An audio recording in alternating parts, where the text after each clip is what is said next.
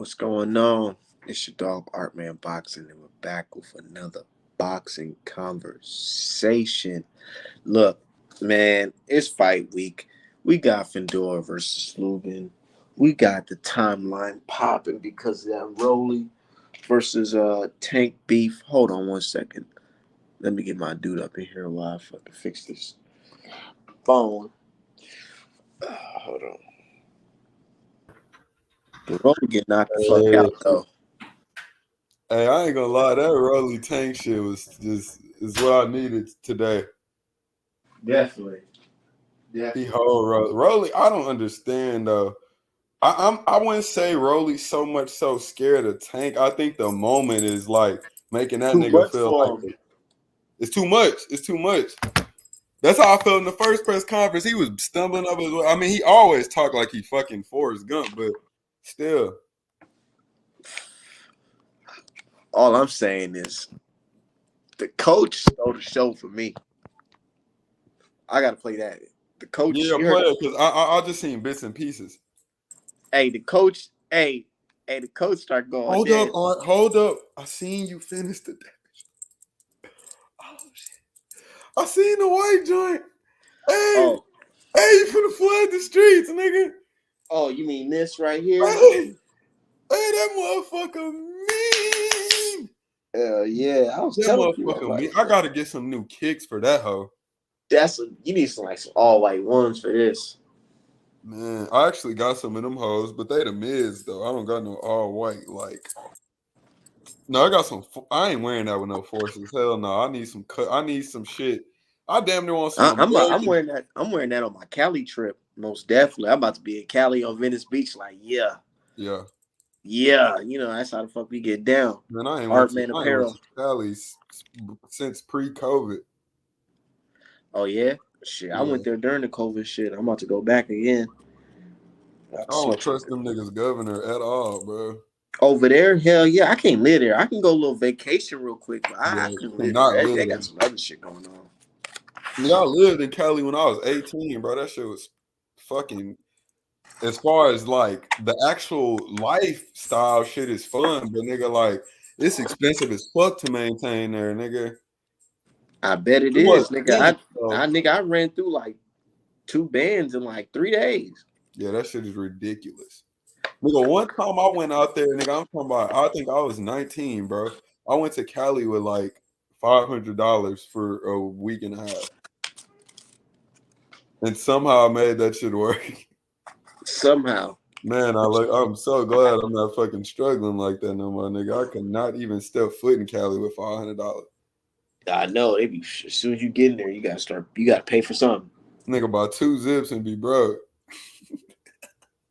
I know. I went there. I was just trying shit though. And that's why I'm going again because the first time I was just trying shit, like not even knowing what the fuck was out there. I'm just like, let me just You me went and to my the girl. dispensary nearest you and all that type shit, huh? We just went to the first dispensary. Didn't care if it was the trash dispenser or whatever. We just started going. You Start didn't know spending, about ripping Bud it. Hut? Huh? You didn't know about Bud Hut, the weed delivery and shit? Oh hell, nigga, I don't know about that now. The fuck? Weed delivery. Yeah, yeah. D-Hall. What's going on, y'all? But yeah, we talking about your home, Cali. California going to hell in a handbasket. Man, I want I to hear what know. D-Hive got to say about Rolly. I know this nigga finna make me laugh, bro. Man, Rolly, first of all, Rolly has always been trash to me. No Even fact. before even before the allegations, like if you just look at him, he has a very soft voice, he has a fucking lisp. He just sounds annoying. He's the type of dude that if he wasn't a professional boxer, he would be getting no bitches. And as we can see, he's still not getting bitches because apparently he got to fucking try to He's force them. strong on my hoes. Yeah, so I've never personally liked Rolly. Like I always thought he was just that fucking dingleberry hanging around the Mayweather gym, hoping that some clout finally stick.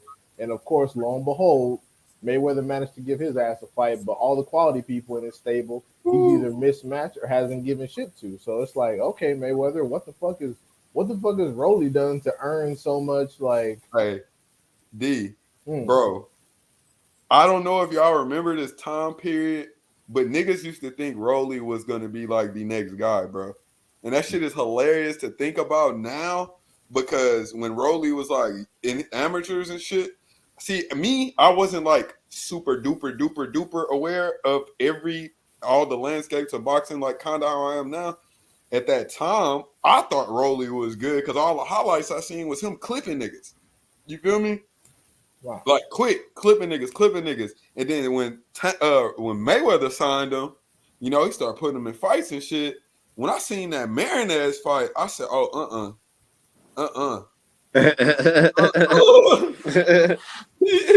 he is good as he is fucking hibachi style cooked if he ever is on Tank plate. And once I seen that he looked bad against Marinez, I kid you not. I forgot who I was talking to at this time, but I was telling him, I was like, man, he's gonna just get built up for somebody now because he got exposed too quick.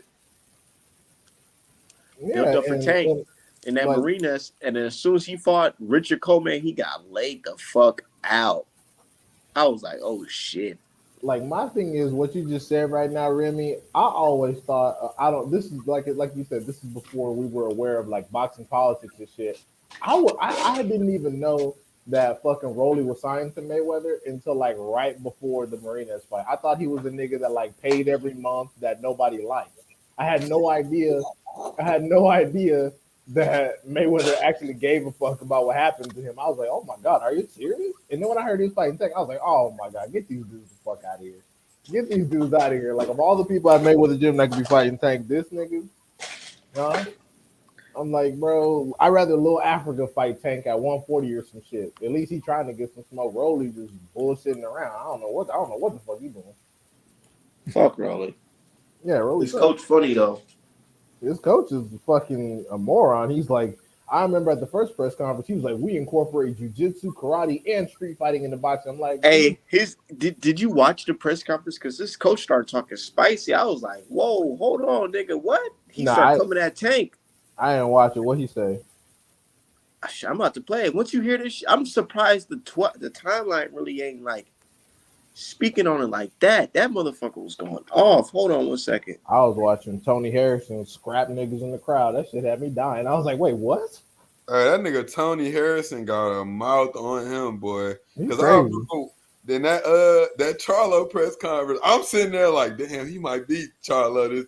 I'm like, Tony was so fucking sharp with his tongue on Jermell. He was making him look stupid. I was like, oh my God, he got to KO this nigga.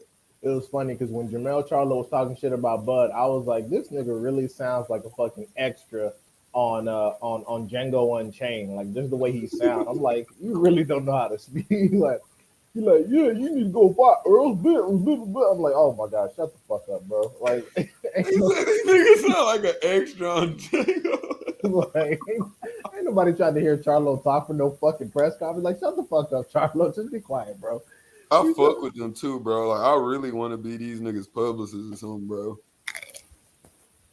Yeah, because they need that shit. Both of them. More so, Mob. Down the line. We know that. Can y'all hear it? Yeah. And I've been working. I worked with. What's this guy name right here? Because he started talking about Larry Wade too. I think Tank was going off. Hold on, Tank was talking that shit. I don't know. I think Tank been listening to too many little Baby, Lil Durk songs, but he started talking crazy too. Hold on. I worked with him my last camp. I see what he do, and I've been working. I worked with what's this guy name right here with the glasses on, Larry. I worked with him my last camp. I see what he do. We know what he do. So, and Bullet, we know what Bullet do. You don't know shit about me. Yeah, we know that none of your fighters got shit. That's the coach right there. That's the coach. I don't know if y'all can hear. Yeah, we heard his dreadlock ass. Oh, okay. We know what he do. So, and Bullet, we know what Bullet do. You don't know shit about me. Yeah, we know that none of your fighters got skills. We know that for sure. You go to sleep. We know that. We know that. We know that for sure. You better take a look at the list that I have. Who? Name them. We got a list too. Name them. Hey, listen. Name them. You getting beat the fuck up, bro. At the end of the day, this is rolling trash. Forget your trash. Nobody cares about your championships. None of that. shut the fuck up and get knocked out. That's it. Throw the whole Throw your ass out the way. Y'all some amateur motherfuckers that got lucky in the pros. You trash. How many of the pros do You trash. you guys have in your team? Okay, hold on. Let's get back to the fight. Let me That's ask the you right this. one. Javante, it boils down to this. Trainer's first name. Like, what the fuck are these dudes talking about? That was that. He's That's like, that nigga, white who you clip. training? And he's like, dude, shut the fuck up, man. Shut the fuck up, Tank. Tank But was like, y'all name gotta them. hear what Who are the y'all gotta hear people? what Tank say after that though. Is this fight business? Is this fight personal? If it was personal, they would have been packing them up. To be honest. Yeah, okay. To be honest, like I said, it would have been packed y'all up. If it was serious, or if it was personal, I would have been an address niggas at that house. And nigga, you ain't no gangster, first of all. Okay. Shut the fuck up. Okay. Talk boxing, be professional. He is talking about. Hold on. Professional. We don't talk. We do what we do. Y'all just talking street stuff. We don't talk. We do what we do. That's what. We do what we do. Chump man. Hey, Yo, yeah, Baltimore he said niggas be some killing serious me out of with sent you. the nigga to your door. That nigga got pissed. He said, "What? Nah, Fuck because you, nigga. Coach Keep this shit Calvin, professional." He got hurt. He was people feeling that think- shit. people forget that people wrote stories about Coach Calvin. Coach Calvin is Tank's connection to the streets. Because Coach Calvin, he did some time before, so he might know somebody back there from the old days.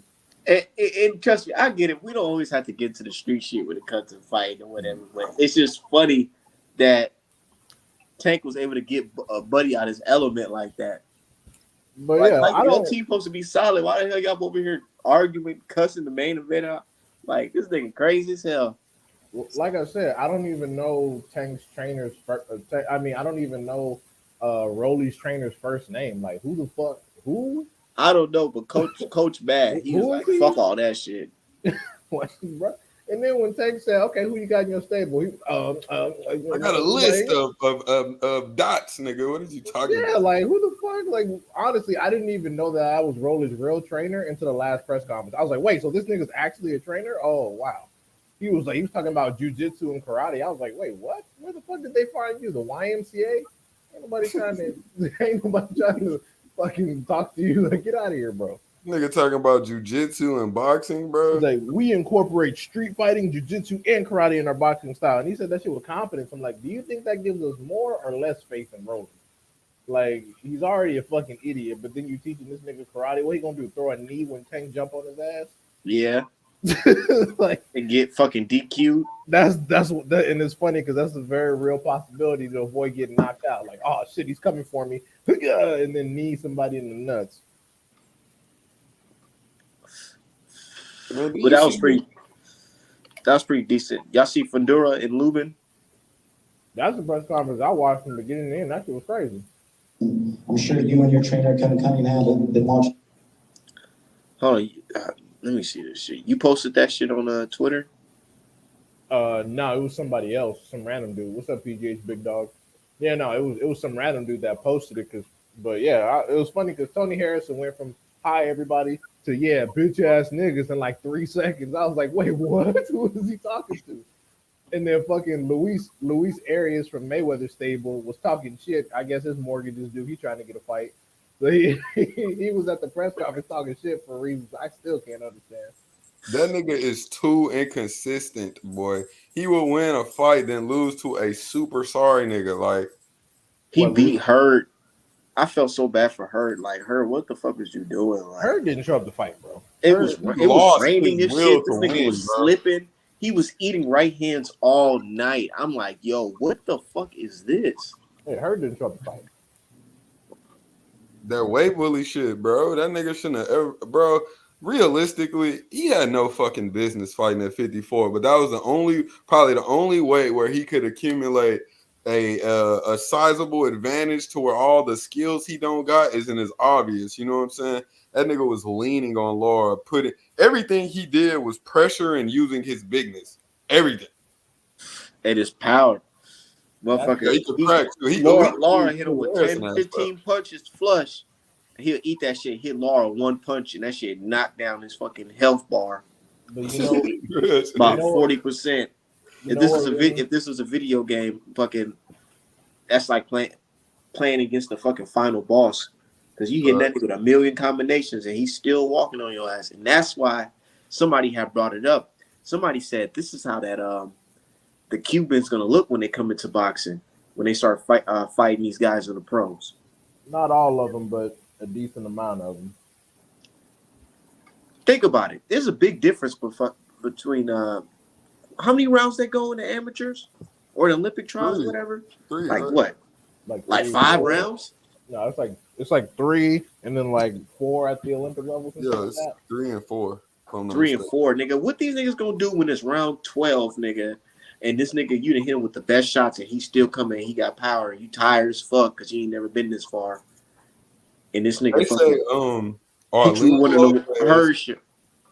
Arlene Lopez, Ronell Iglesias, Andy Cruz, and they saying Julio De La Cruz going pro too, all in May. So they all old anyway, but except Andy. Andy not old. Andy 27. He 26. He ain't turned 27 yet. So he's on track to actually do something out of all of them. You feel me? The rest of them is old. But you see how they try to capitalize? They said all them niggas can join, but they got to be signed to one company and one company only. And this, I think it's called Golden Ring. Is what they're called. I don't give a fuck who they signed to, but I'll say this Andy Cruz character is talking some big shit. They said that's not him. That's not his Twitter? Somebody said they just came out. His official team just said that's not him.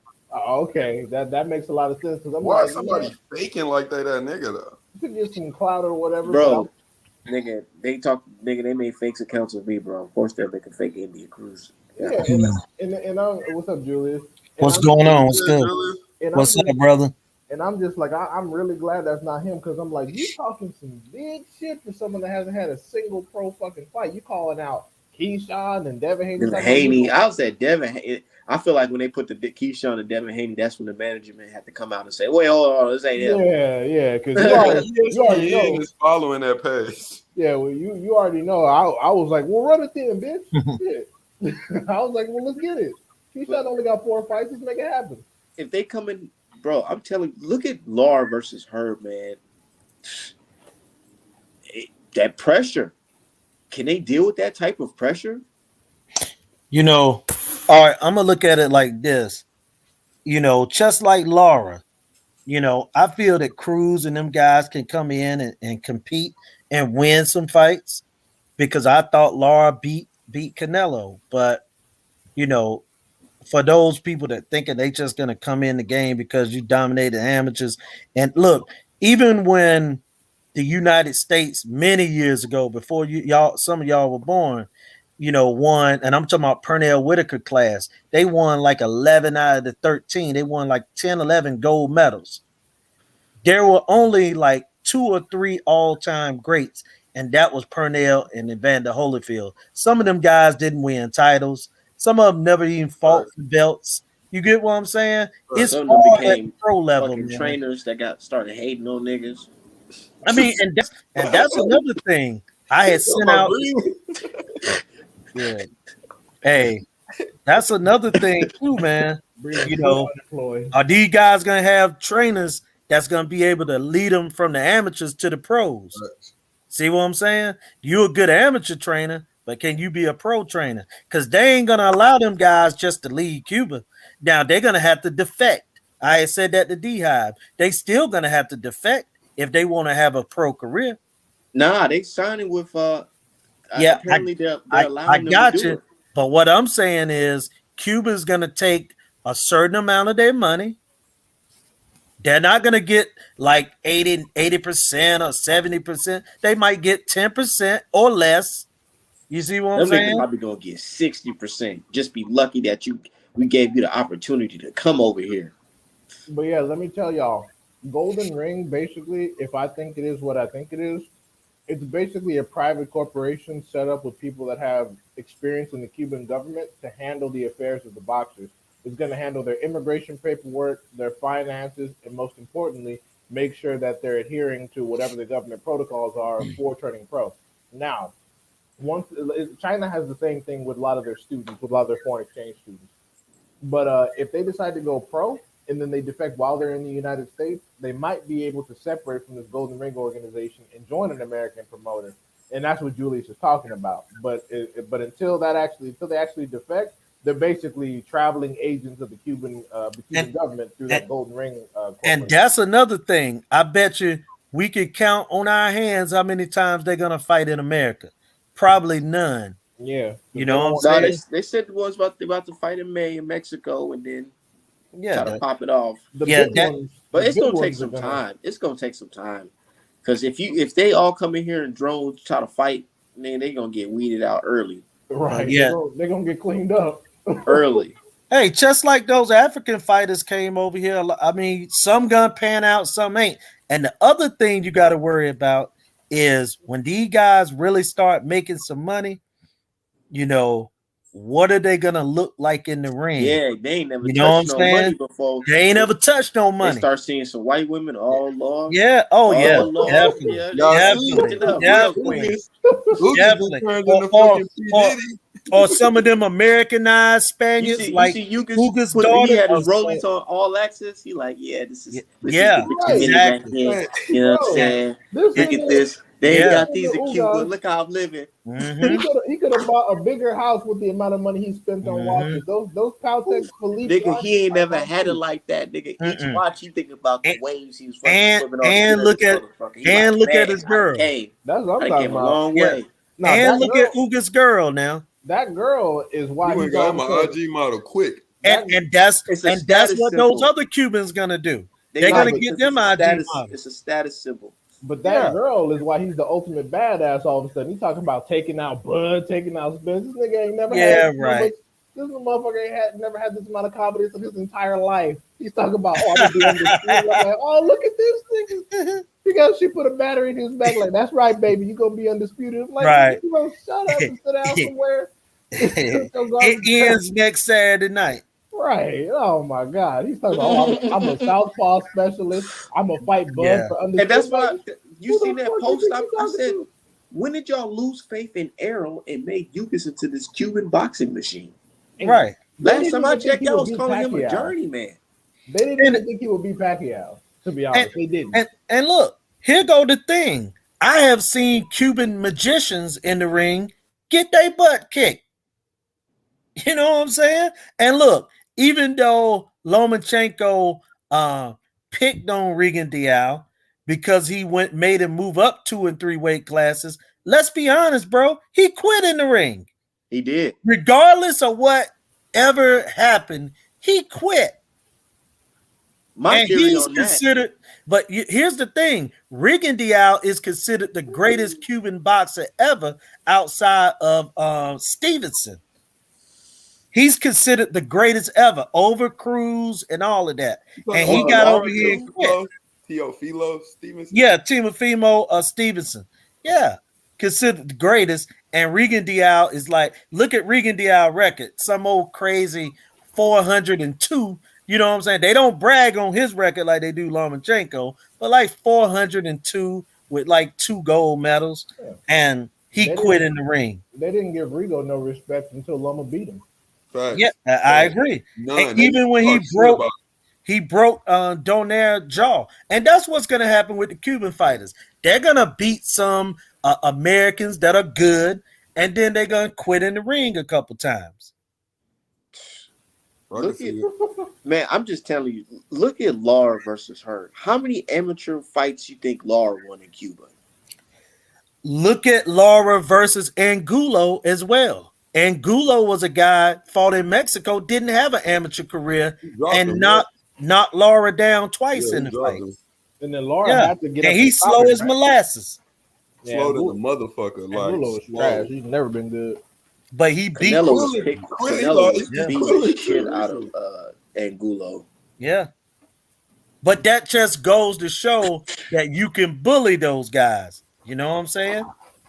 Yeah. Man, you know what I was just thinking about? Speaking of bullying Canelo, have y'all seen the recent pictures of old man Triple G? Yeah, he looked about 50. He looked like he's getting ready to go to retirement office and complain right now. Bro, that nigga edge up disappearing like out of nowhere. That nigga shit on one side. You seen that I found that Zara Meta press conference picture, and I put them by each other. This nigga has lost like a whole a little side of hair in it, like right under a year and a half. Bro, you know, his haircut. thank God I got my hair, but it go fast when it go. Whew.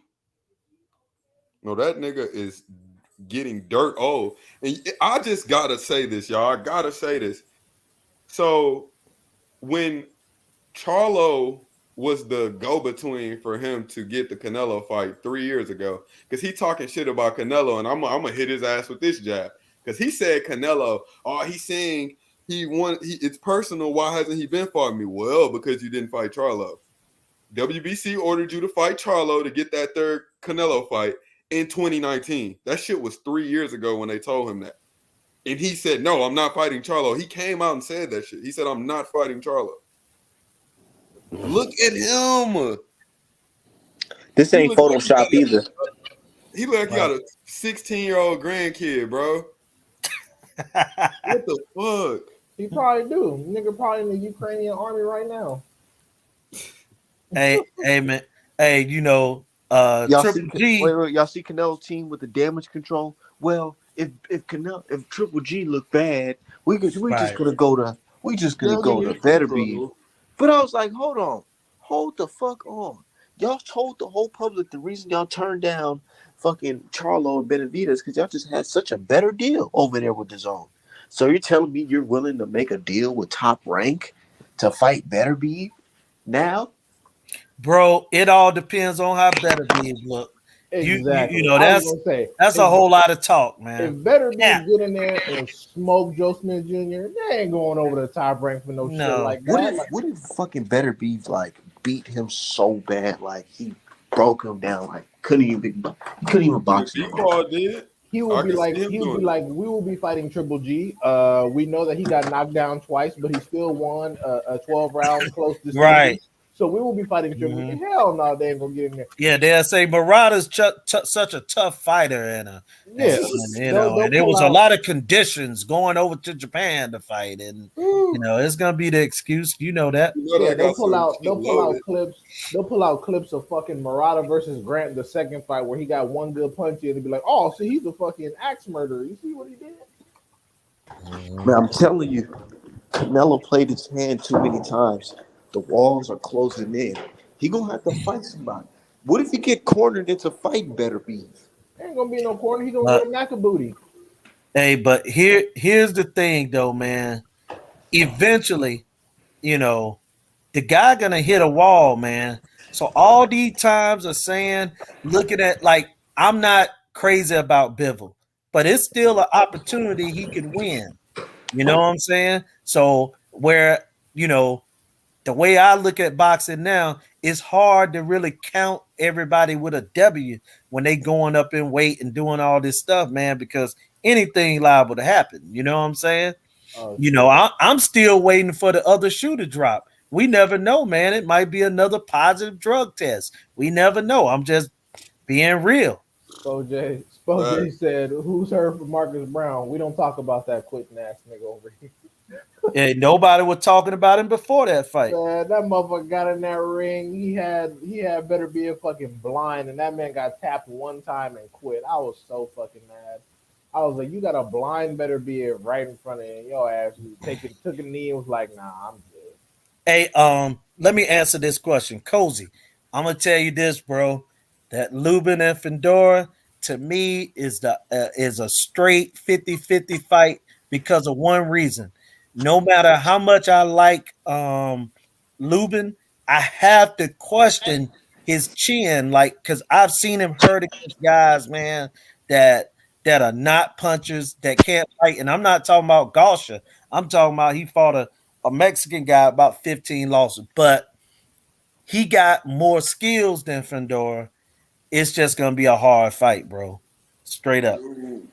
That's the thing. That's gonna be real tough because what if you get in there winning? He just like it's all the way to the 12th round. And Fedor just pop him with something. Next thing you know, it can happen, man. Ring stop. It could be corner stop. Those uppercuts on the inside. You saw that? Yeah, I mean Fedor. is an awkward guy. But this the thing about when you fight them real tall guys in the lower weight classes, like even like Michael Fox, he might fight somebody like Morrell, and Morrell might blow him out.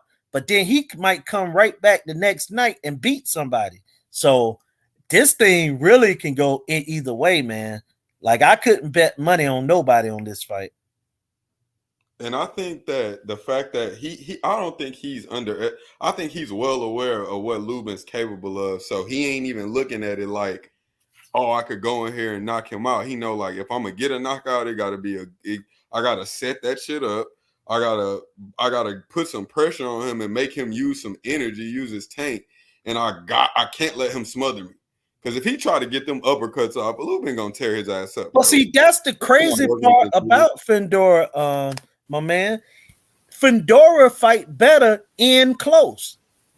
That's what I'm saying. Yeah, Fundora is an awkward. He remind me of like Corrales or one of those guys where a taller guy fight better on the inside than he do the outside. Now, the one thing I don't know how he fight is can he fight going backwards? Like he can fight on the inside. Get him the fuck out of here. What the fuck you talking about, bro? Get the fuck out of here.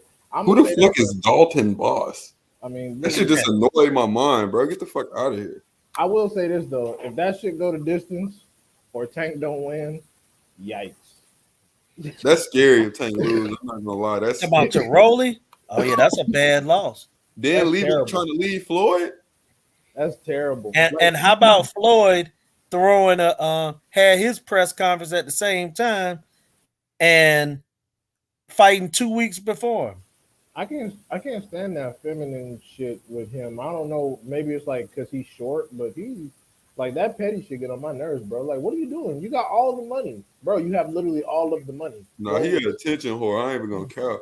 It's so weird. I'm like, bro, you've made $1 billion from this game. Aren't you bored? Like, go do something else. Go jump out of a fucking plane or buy a nigga fucking. Still mad about credit he didn't get from 2006, nigga. Right. I'm like, dude, why don't you go be like Jay-Z and Beyonce and buy a fucking Caribbean island or some crazy shit? Why are you on Tank nuts so hard? Like, let him go. Tank energy been showing that too. That shit crazy. But my thing is, or Floyd, focus on the rest of your stable. If it's that serious, if you want to be in the boxing business so bad, how about you do this?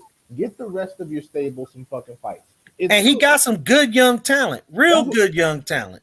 Dorian Khan and Jahil Hackett, 2 future world champions, man. Right. Richardson, Hitchens, Malik Hawkins only got 2 fucking L's. No. Ho. Malik Hawkins, straight journeyman. Nah, he's not a journeyman. Straight journeyman. He's a gatekeeper. He's not a journeyman. Journeyman. He's better than that, Julie. Journeyman. Straight journeyman. He's not a straight journeyman. I know. Give it another year, and you're gonna be like, yeah, you're right, Jules. You called him a journeyman. Been missing too, because I'm still that nigga was back in Jalen Love, man. He lost to Matisse and Richardson, but bro, I'm just saying, man. That's the guys, I get it that those are good fighters, but I'm just saying Malik was losing to that guy that blew his knee out in that fight. Remember? I gotta look back. Malik Hawkins got a TKO in a fight in like the 6th or 7th round, where this kid was beating the crap out of him, and he hurt his knee. A black dude. I know who you're talking about. I had him down only by 1 round, but. You were being generous. I still think that we should give Malik some smoke because he in there. And like I said, he's a gatekeeper. He's a good gatekeeper for 140. I know. Journeyman.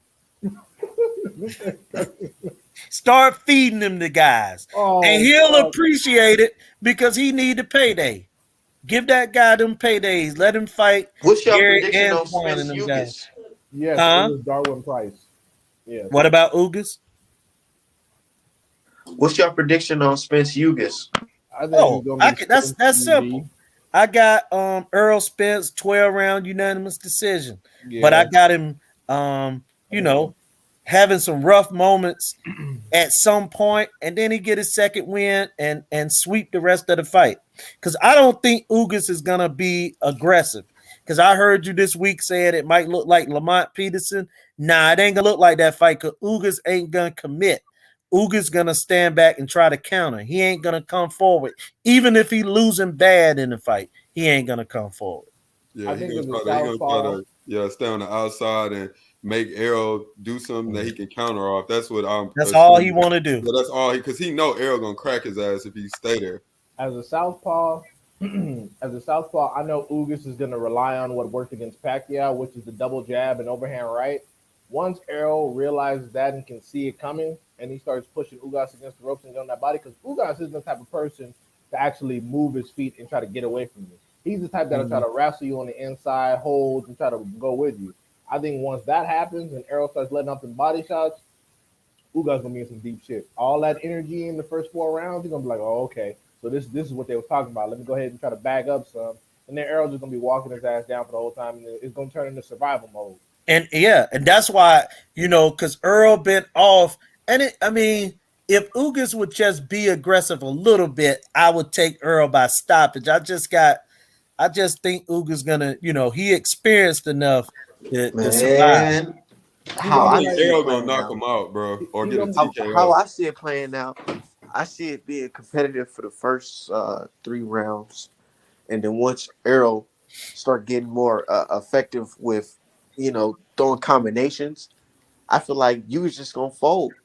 I feel like Errol just gonna shoot that jab down the middle, and Ugas ain't gonna have no answer for it. And once you can start balling up and getting on the ropes, because he ain't gonna be on this bike for too long. He gonna square up on the ropes, and Errol Spence gonna fucking go crazy on him. Well, he'll quit before he get just beat up. Because you got to think, man. This part that I'm about to say is something that a lot of times we don't really think about, but it's real. Now, we talked about Ugas got the girlfriend, right? Ugas also, we saw the picture of him with his handicapped kid. You know what I'm saying? Ugas has gotten more with the watches. He's done more than he ever thought. He thought that he would just live in Cuba and just have nothing after his amateur career. So he's gained so much that, bro, I just think that he just willing. He's not going to go through any type of hell to win a fight like that. I don't believe it, man. You know what I'm saying? Yeah, I could see him quitting on the stool or something. You know what I'm saying? Because he done won in life. That Pacquiao paycheck a motherfucker, man. He over. That's what I'm saying. Now he getting this big payday. Like, man, listen, don't be surprised if we see Ugas get on a losing streak. He got the Escalade. He got the little mini mansion. Got some big booty women. Steel Mill got Ugas winning. Okay, and that's fine. You got it, man. You got it. I want some smoke on that. I want some betting smoke. If you serious, right? Because I'm trying to get any free money, bro. Jason, that's facts. That's facts. Hey, you right. Man, he don't give a fuck about Cuba.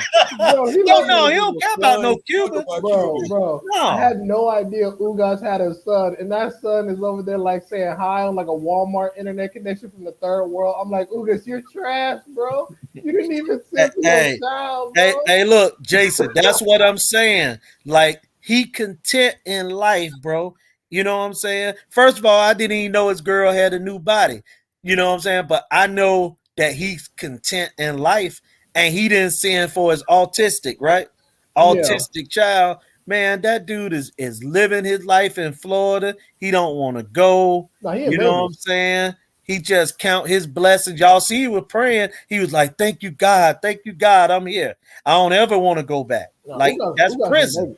Ugas in Vegas. Huh? He in Vegas. Oh, okay. He in Vegas. My fault. Yeah. Normally they in Florida, but yeah, he in Vegas. Even more. He got as far away from Cuba as possible. That shit crazy. Oh man, that shit was funny as fuck, man. He got that booty. He was off duty. Oh yeah, that's it. He is a rap. He got that. It's just like Caleb Plant. It's just like Caleb Plant and in the fucking Canelo payday. She come up pregnant. I'm like, oh okay, so she maximizing this bag. She pregnant now? Oh yeah. She made sure to get pregnant once that bag dropped. Oh my god. Oh yeah, she's secure now. She's straight. She got a kid in the game. They married. Oh yeah.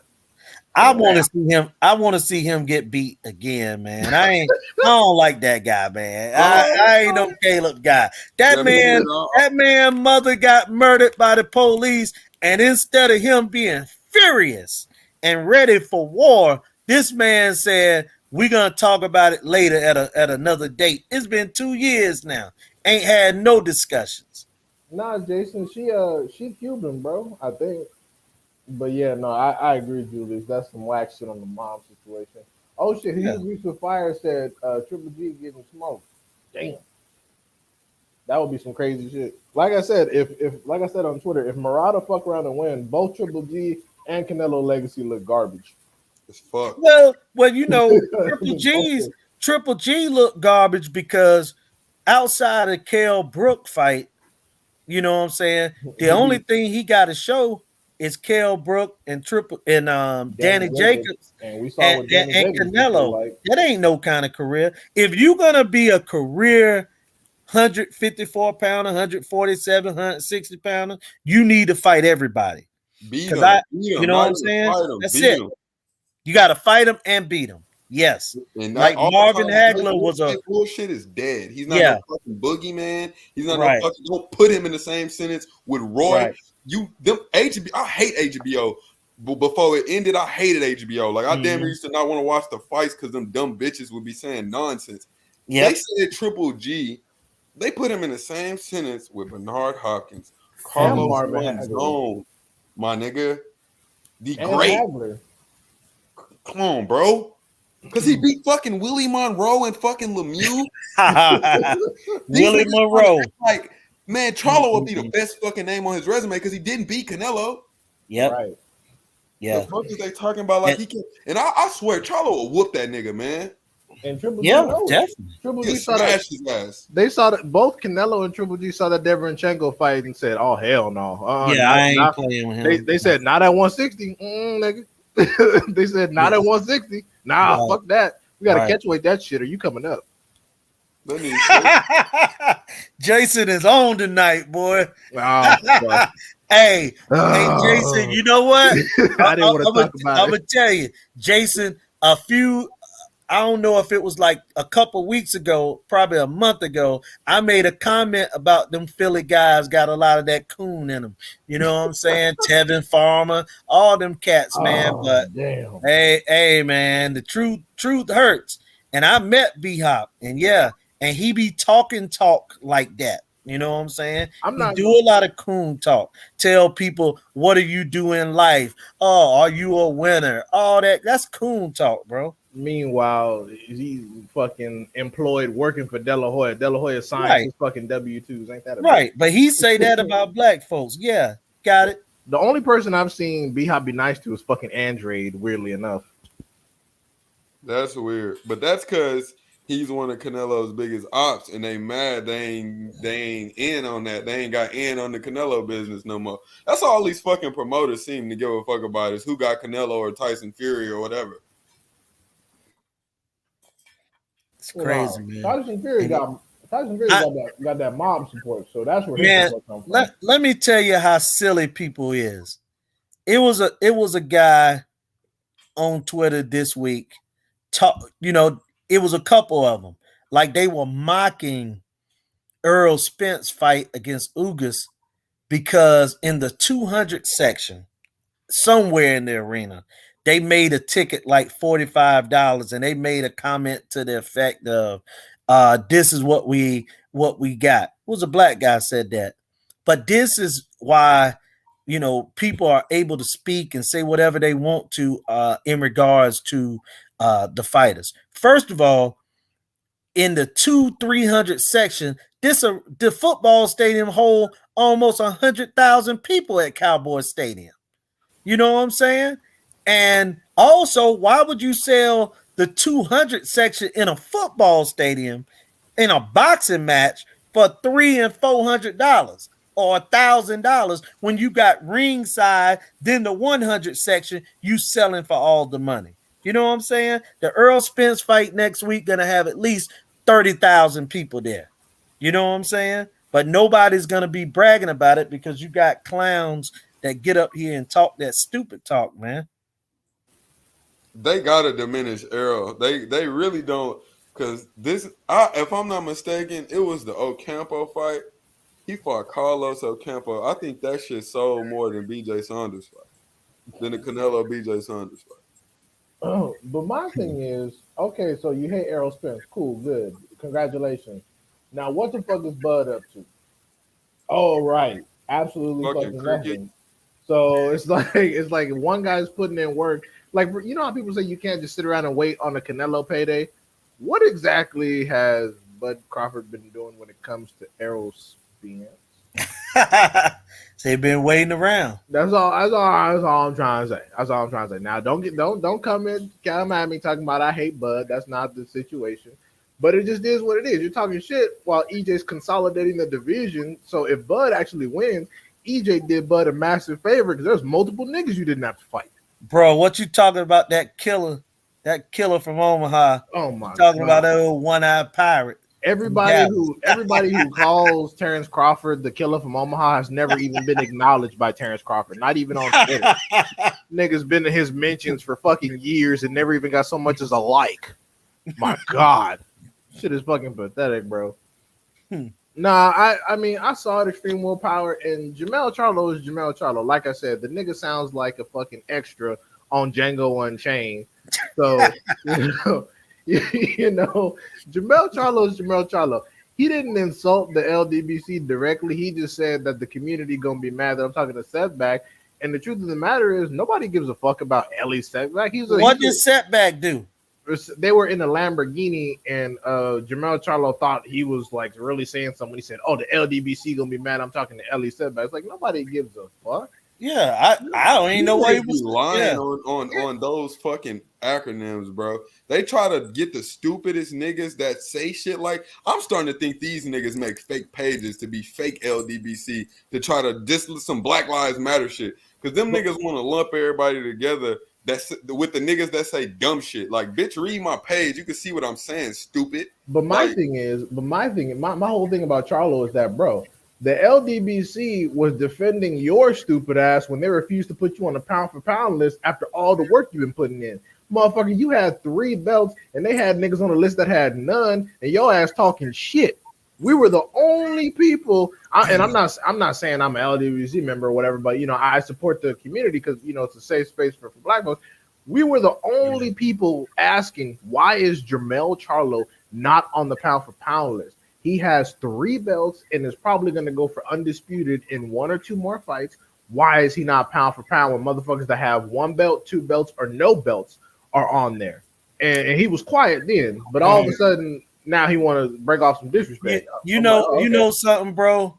And I hate to be on the Spanish people's sides on this, but I just wish that Felix Trinidad was still fighting at 154, man. I'm dead serious, man. And would fight Jermell Charlo. That would be one night I wouldn't have on the red, white, and blue, but I'd be smiling and grinning graciously, man. Like some of these, Julius. Trinidad will get on his ass. But I'm just saying, man, like some of these Black folks that we be supporting, we be only supporting them because of the skin, because a lot of these guys are far and away want to go against the grain. They don't even want our support because they've been taught, or they just think that the way to the top is to go that opposite way, man.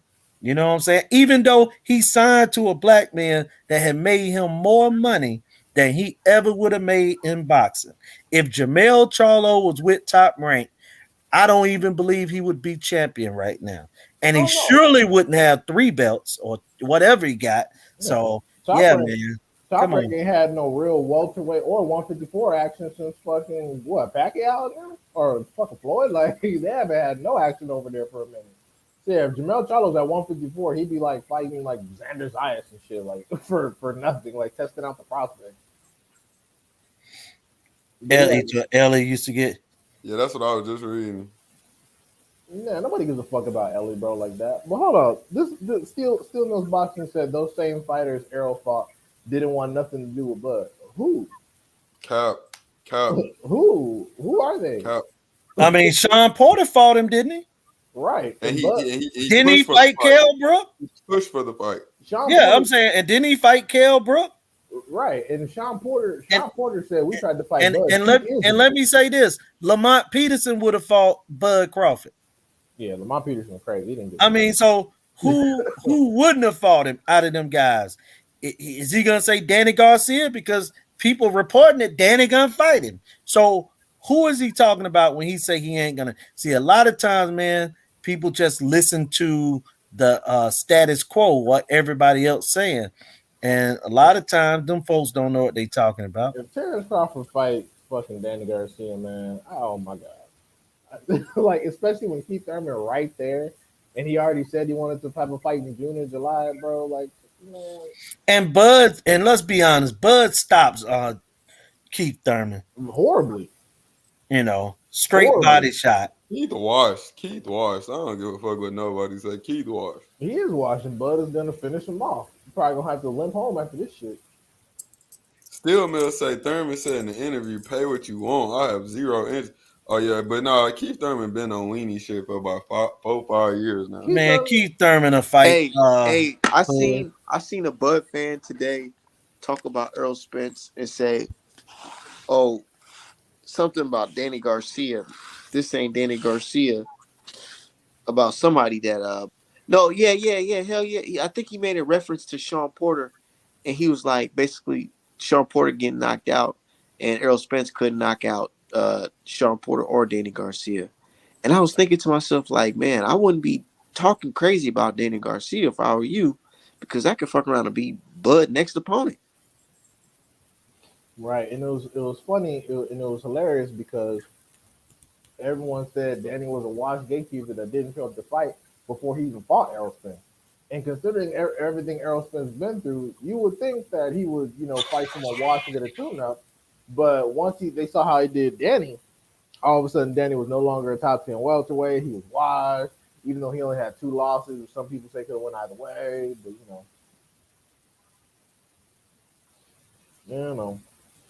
Danny been as fucking inactive as Spence. They literally, the last time they fought was the last time they fought each other. Hey, this nigga Fundora look like a big ass substitute teacher in this hoe. He do. What the fuck? Oh shit! I want to see him what that jaw look like when Lubin hit him with that hammer. Has he really fought a puncher like Lubin with skill? He haven't fought nobody, bro. I would say the biggest punch I could think of would probably be fucking Gallimore that I could think of off the top of my head. Like I said, nobody. Gallimore knocked Rosario ass out with it went straight against that nigga temple. It's like his fist just hit that nigga temple. And he was on shaky legs for the rest of the his most skilled opponent, or I guess his most experienced opponent, who was 33-0, which was Sergio Garcia, his very last fight, and we saw that shit look. I didn't even see that fight. I watched it. It looks. It was weak. That's what made me think, like, man, I don't know about y'all, but I think Lubin probably finna wash this nigga. Yeah, that's true. Man, if Lubin get knocked out, they gonna treat fucking what's his name like the best 154 pounder. Oh yeah, you know what they're gonna do. You beat a black guy. You're the greatest. You're the greatest. He's gonna stop Charlo. Oh, even though he's not they're gonna say black that. American, his coach is. If he don't fight, if Charlo don't fight him next, they're gonna say Fundora is the most avoided at 54. Charlo dropped his belts. He dropped his belts not to fight Fundora. They're gonna say some stupid shit. It's gonna be some dumb shit. And keep in mind, these are the people that are saying, these same people saying, "Oh, Lubin's trash. He has no chin." But let Fundora beat him. Oh my God, he's gonna be the ultimate badass. Charlo's ducking. Everybody and their mama, nobody wants a piece of fucking Fundora. Like, These niggas ain't got no shame, though. You know how that go. Bro, I've been whooping so many people ass on Twitter verbally. It's ridiculous. And I've been waiting for one of these niggas to just say, you know what, bro? I don't know what the fuck I'm talking about. I'm sorry. These niggas, you niggas don't, bro. I don't know if y'all seen, bro. This nigga straight got on. I posted that Mayweather shit with the pound for pound numbers. This nigga quoted me and said, where's Triple G? Canelo 1 or 2? Oh, that dumb motherfucker. Oh, I said, you fucking dummy. Broke the whole shit down to him. He turned it into a new argument. Mayweather versus Logan Paul did more than them Triple G fucking fights. Come on, man. Bro, Jake Paul did more than that shit. Bro, I was gonna say, Jake Paul versus fucking what's his name? Woodley. Yeah, that shit. I think that shit did more than Triple G. Man, that shit. I think that shit did like 1.5 or 1.6 or something like that. I know Jake Paul versus Askren did like 1.4. So I'm like, dude, like, bro, like I understand they keep repeating Canelo's name over and over and over again, but the shit is, it's not what you think, bro. Like, it's really not. And then I try to explain to people, bro, Wilder did more than Canelo's fucking undisputed fight. So it's like, come on, dog. They're like, oh, technically the pay-per-view buys were 600 domestic and 300 overseas. And I'm like, yeah, collectively that's 900,000. Canelo only did 800,000. That's fuck up. Like it's simple fucking math. Motherfuckers think just because someone's popular on Twitter, that means they're popular in real life. Like, y'all remember how a few weeks ago, fucking what's the name? Janabek was like the most avoided dude in all of boxing. Who talking about him now? No fucking body. Y'all they try to creep in that Andre ducked him, but when I see it, I say shut the fuck up. But like it makes no sense. First, Andre was ducking Benavidez. Then Samson comes out and says, actually, it's fucking the other way around. And then he moves up to actually go in Benavidez's division. Now he's ducking Janabek. Man, also, I'm gonna tell you something about Samson Lekowicz. My man is real honest, man. Honest. Yeah, he don't be doing no line or capping, whether it hurts him or helps him. I was gonna say he's terrible for PR. He's telling the whole truth. I'm like, yeah, keep some of the shit on the down low. Julius, you seen when back when Bill Haney and them was talking to him about why they tried to say Fortuna, Devin dug Fortuna, and he got Samson on the phone. He is like, no, I didn't want to feed him to Devin. Straight up. I was going to feed him to Devin. Devin was going to work him. But fuck that. Fortuna snitched on himself when he brought up Ryan Garcia. Mm-hmm. He snitched on himself. He was like, oh, no, I'd rather fight Ryan Garcia. And Devin was like, nigga, for what? For what? Don't. And then Devin was like, don't talk about money. Your highest payday was with me. I got the belt. Ryan Garcia is cool, but like you're not getting anything, and you might lose that. Fortuna snitched on his damn self. He's talking about some damn Ryan Garcia. I'm like, nigga. Man, some nigga just told me earlier that Ryan gonna knock out Devin at 40. I was like, boy, It sounds good, but can we see sounds it? Sounds good. That's what I'm trying to say. Can we see it? This nigga fucking Campbell had this nigga shoulder on the ground. Like Ryan was looking up like, oh my God, what happened to me? Yeah, Ryan was unconscious, bro. Like you could tell when he got up, he was like, holy shit. The way he celebrated the fight made me feel like, is this fucking Rocky? No, that wasn't a celebration like a triumph. That was thank God I got the fuck out of that. Yeah. That's what that was. That wasn't like, oh my God, I'm triumphant. That was, oh my God. But he acted like he had won a world title. Yeah. Facts. Oh man. And then what happened? He took 2 years off? One punch. I wonder what's gonna happen when he gets stopped. That nigga gonna be on suicide watch. He gonna fuck around and try to pull some Joe Calsaggy shit. Like take the niggas that the B level guys that kind of got a name. He gonna look good against those type of dudes. But when it comes to your Shakurs, Devins, he gonna wait till they look bad or something bad happen for them to even be on his radar. But bro, I'm about to say something that's unpopular, man. I'm sick and tired, man. These guys keep using all this mental health because I've seen people with mental health in some cases. You know what I'm saying? And they sick, man. You know what I'm saying? They struggling.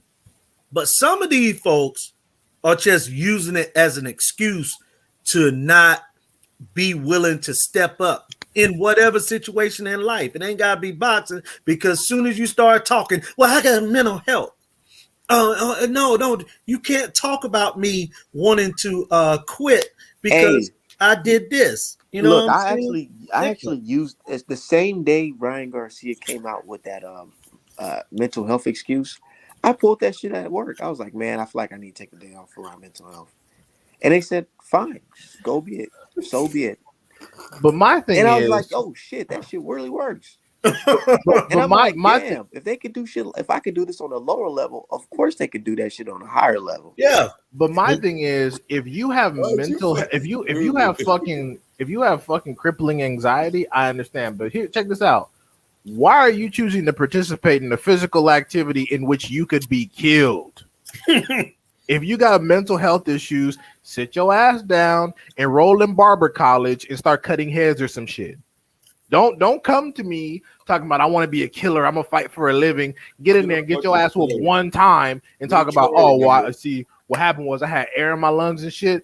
And you know the doctor has said I got 2 shotgun wounds. Right. See, what happened was my mom was pregnant and then she was coming up from Honduras and then she stepped on a landmine, right? Okay. And then like 2 pieces of shrapnel came up and shredded me. So I've had issues since I've been, man, shut the fuck up. Nobody care about that weak shit. You was the ultimate badass coming off of a Loma win. You got your ass whooped one time. All of a sudden it's, like my whole life. Well, see, D-Hive, you doing too much because you're making me sad. Right. By talking like this. Don't do that. Yeah, that shit lame, bro. And my thing is, you talking about you got anxiety, but you got enough energy to call people nigga in the DMs and talk about how you gonna put the hit squad on them. I'm like, oh, so you got killers, but you got anxiety at the same time. Okay. Hey, he who greets with fire, say you having mental health issues, but then you on the beach. Right. That motherfucker just about Devin getting hit. Talking about I would have knocked him out. No, you wouldn't have. First of all. Second of all, where are you right now?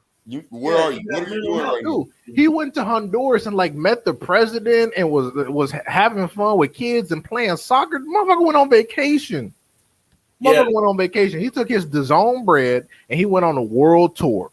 And he said he had mental health, but I never heard him talk about talking with a therapist. Not at all. At all. He got that paper. Him and his dad took vacation, and now they're trying to figure out how they can cherry pick without picking the cherry bomb.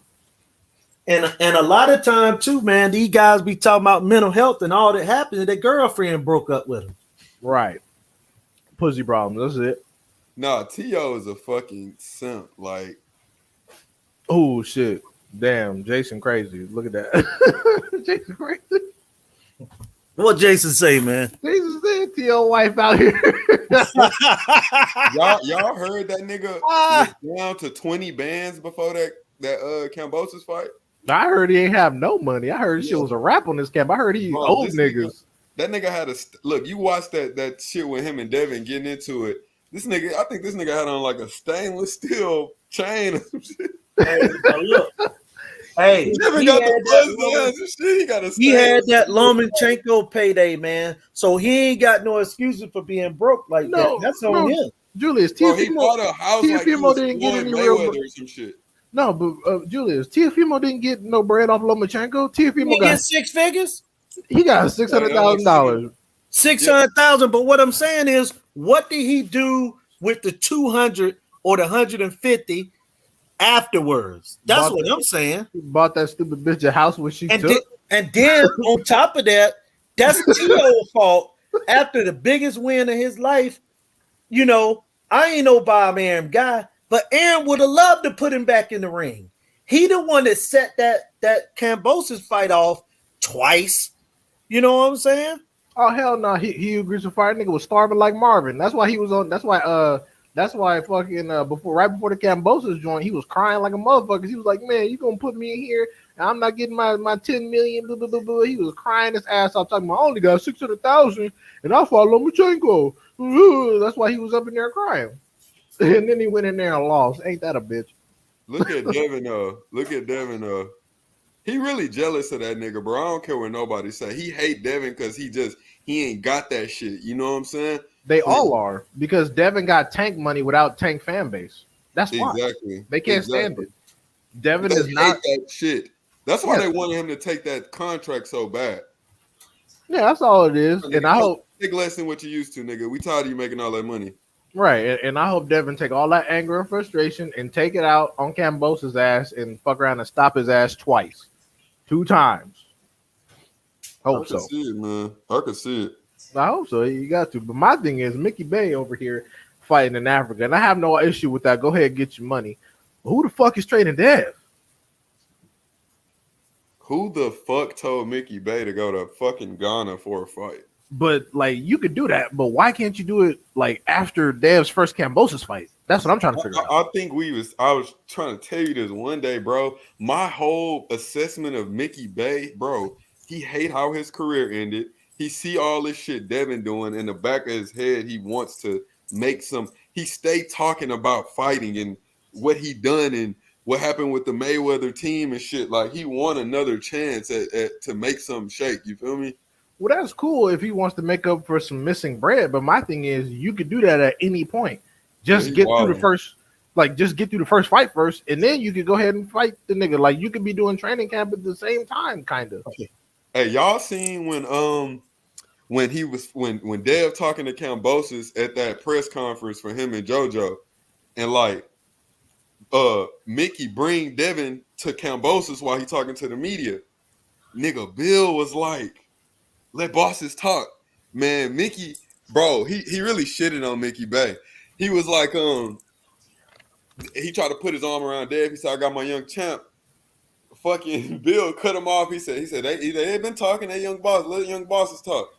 They've been talking, like trying to shit on him, like, nigga, move out the way. Like, and I ain't gonna lie, Mickey went so stale after that. So I don't think that's what it was intended to do. No, I'm not saying that was. I'm saying like behind the scenes in that camp, Mickey might be like, looking at, trying to do some shit for herself, bro. Well, I mean, that's true, but even if Bill was kind of an asshole, the thing about it is Bill still got him on payroll trading Dev. So, so at the very least, there's that. I think Bill was just getting a little excited because Bill Haney ain't never had this much media attention either. And his happy ass, he like, oh yeah, I came from fucking being a random gym owner to I'm this nigga daddy. So hey, Bill, his ass, he don't be pushing the line. I feel like he just be like, he still keeps it very respectful when it comes to certain people. Because he like with all due respect to Bill, he's kind of like in the Bomax situation. He's trying to make sure the business relationships stay solid. He's trying to make the bread because he ain't fighting. But they don't look at him like. I feel like even though he presents himself in a way where, I want a seat at the table, I feel like they don't look at him like that. No matter how big his son gets. No, they don't respect him at all, and I can tell. Yeah.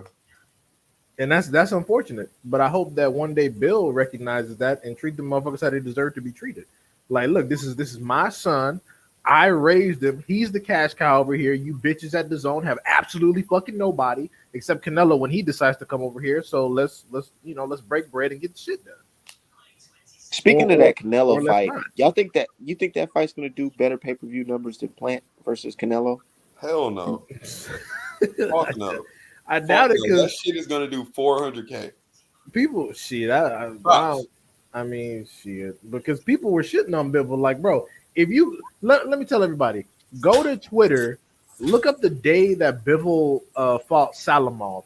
Go to Twitter and look at all the Canelo stand accounts talking shit about how garbage Bivol is. Fast forward 6 months, suddenly Bivol is the ultimate badass. Andre Ward said Canelo was going to fight that nigga after that too. Literally everybody like, God damn, Bivol's boring. Bivol's fighting today? Who the fuck even is Bivol? Bivol's nobody. Bivol has no fans today. Was it good? The fight? Hey y'all, look, I'm about to send something to the group. Hey y'all, look at this shit. It was a 12-0 by Bivol. Bivol he won every fucking round. Check y'all Twitter. Check y'all Twitter shits. Oh, man, shit, what was that?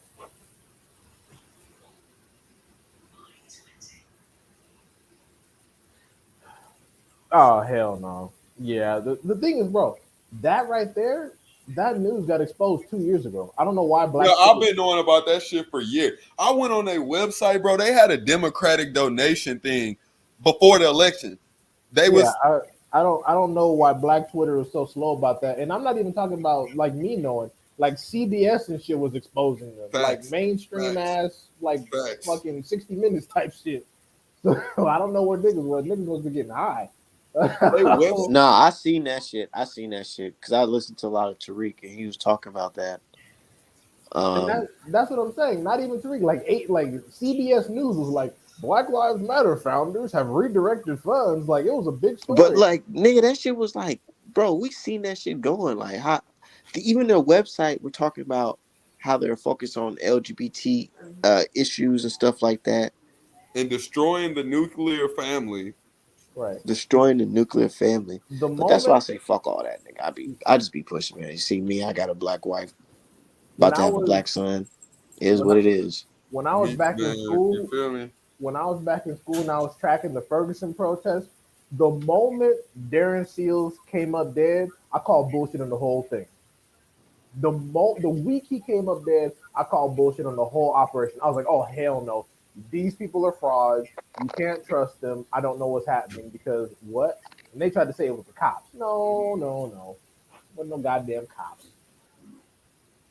No goddamn cops. Because you want to know why? The same four other black males that were utilizing the same rhetoric as Darren Seals, four of them in 1 month were found dead in the exact same way.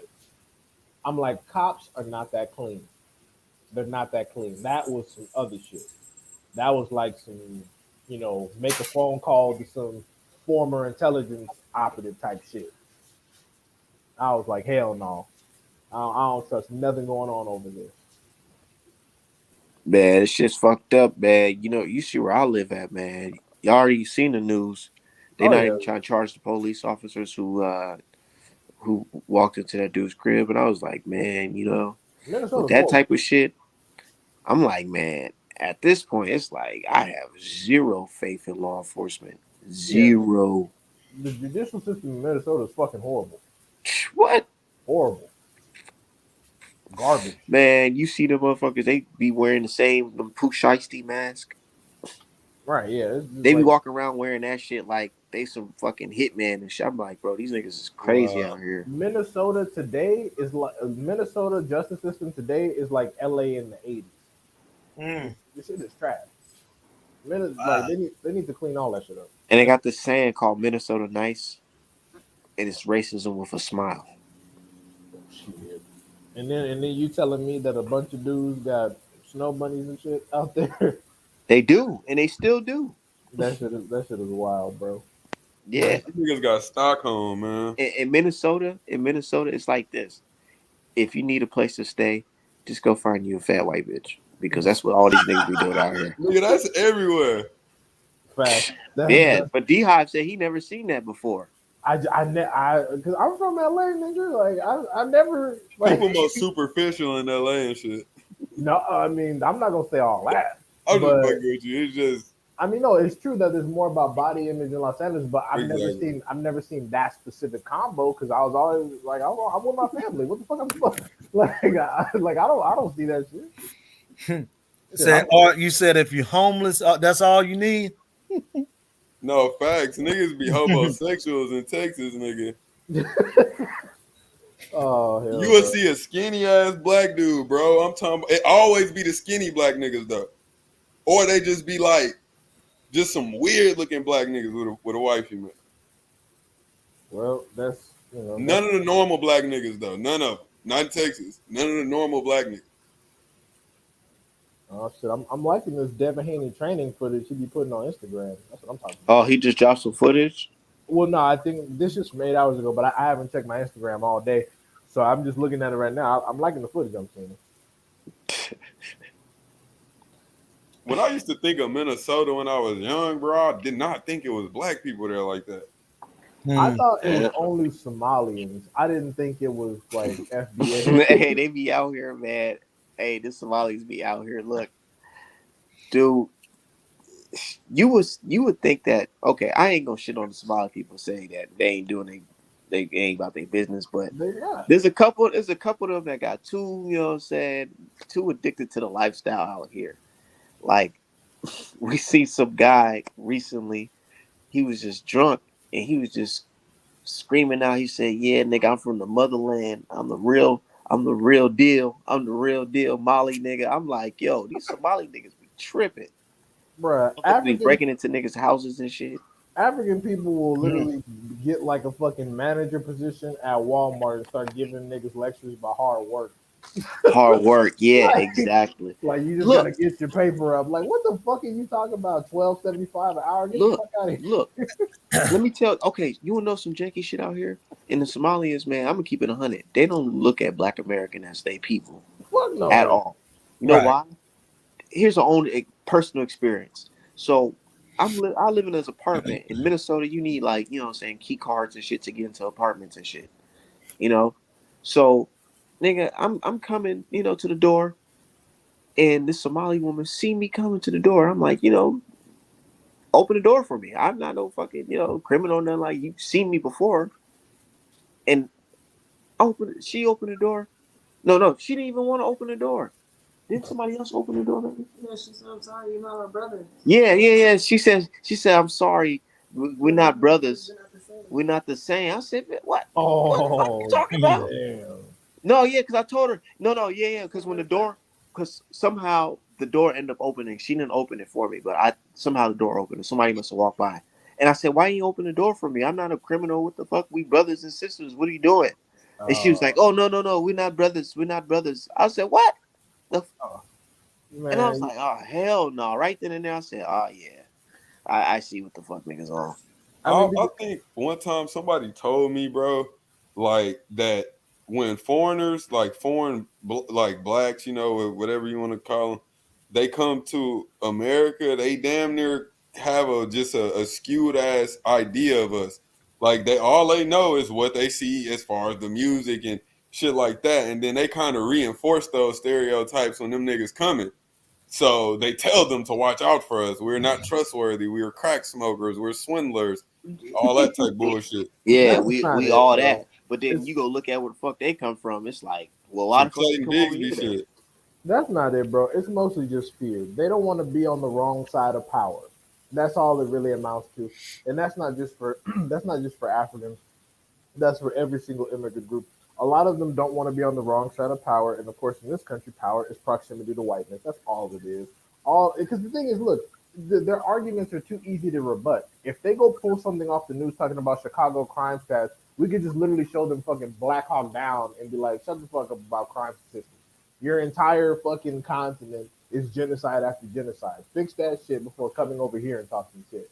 So whenever African immigrants use the crime stats argument, I'm like, you've already lost. Have you seen Africa today?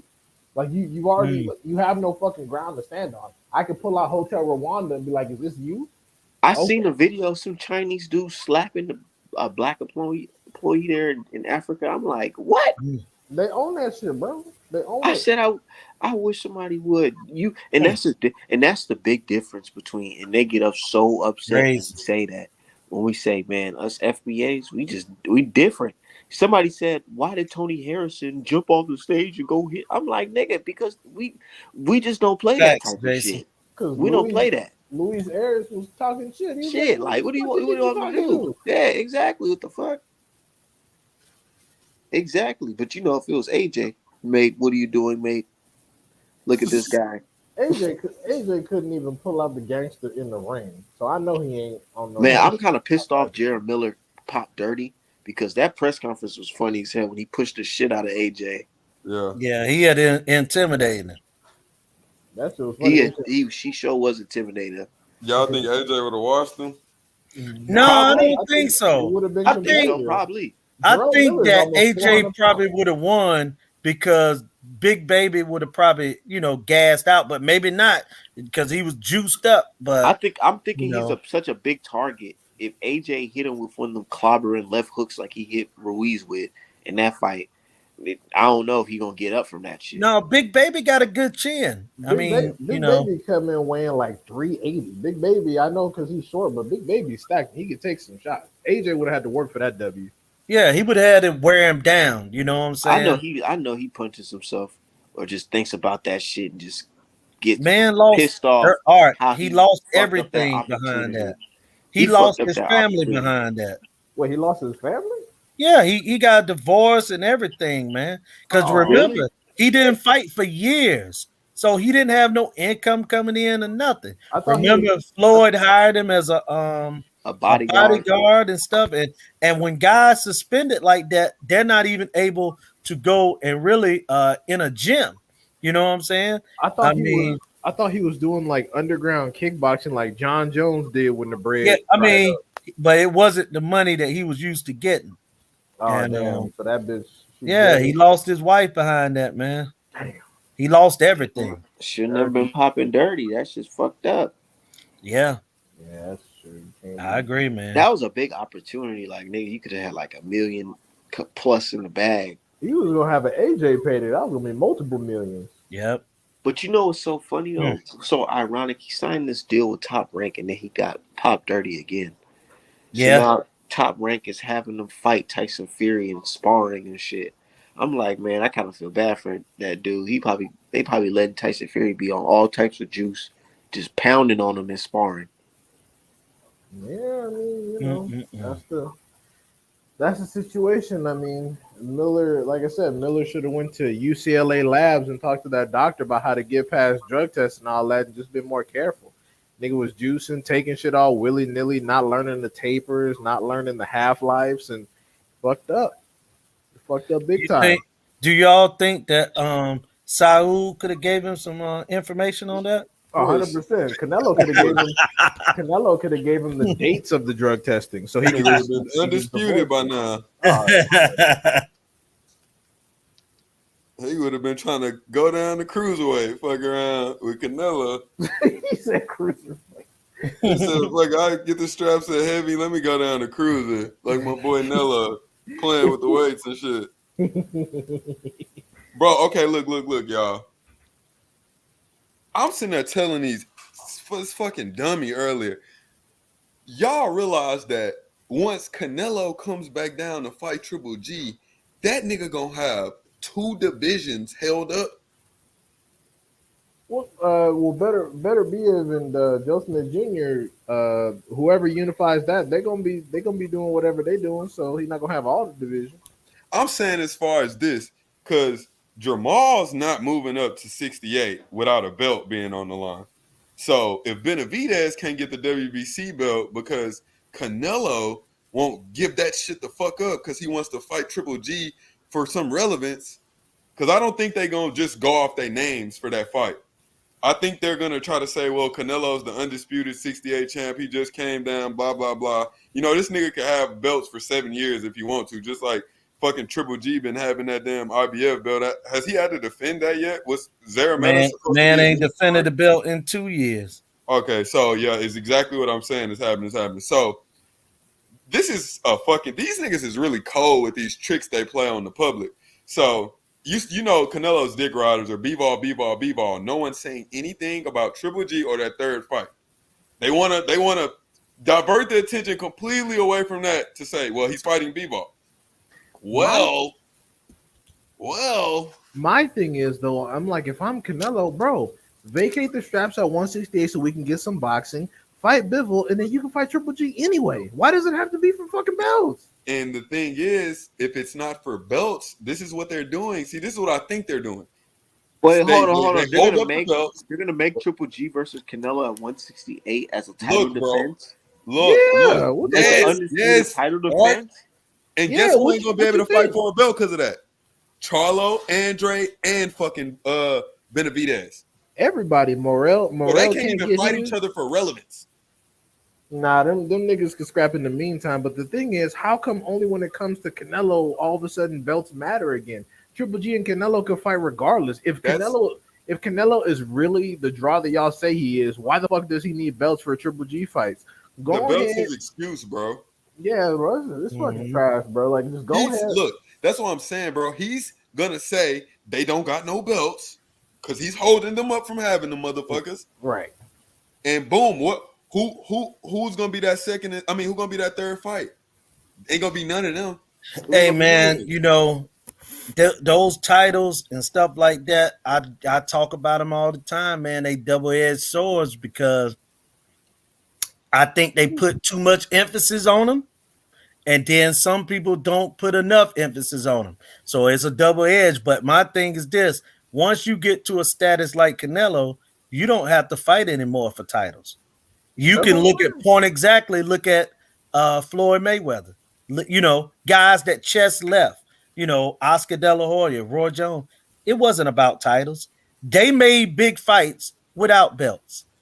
Right. You know what I'm saying? Like, do we remember what belts were on the line when Floyd fought Benny? How about Mayweather and Marquez had no titles on the line? Yep. You know, so they That was all, a man. two We pound, remember the fight. fights, not the belts. But my thing is, I get so upset. I get so upset when people talk about the importance of having a belt and a champion. I just bring up one name. I'm like, you know who happened to be a champion?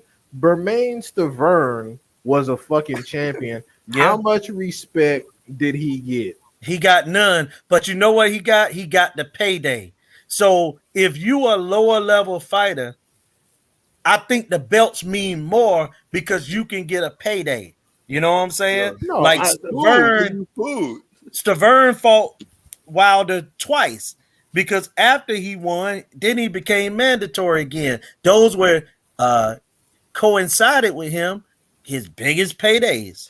No, that's perfectly fine. All I'm saying is motherfuckers will swear up and down that having a belt really means something. And then when I bring up Bermain Stavern, suddenly it don't mean nothing no more. I'm like, no, you got to pick.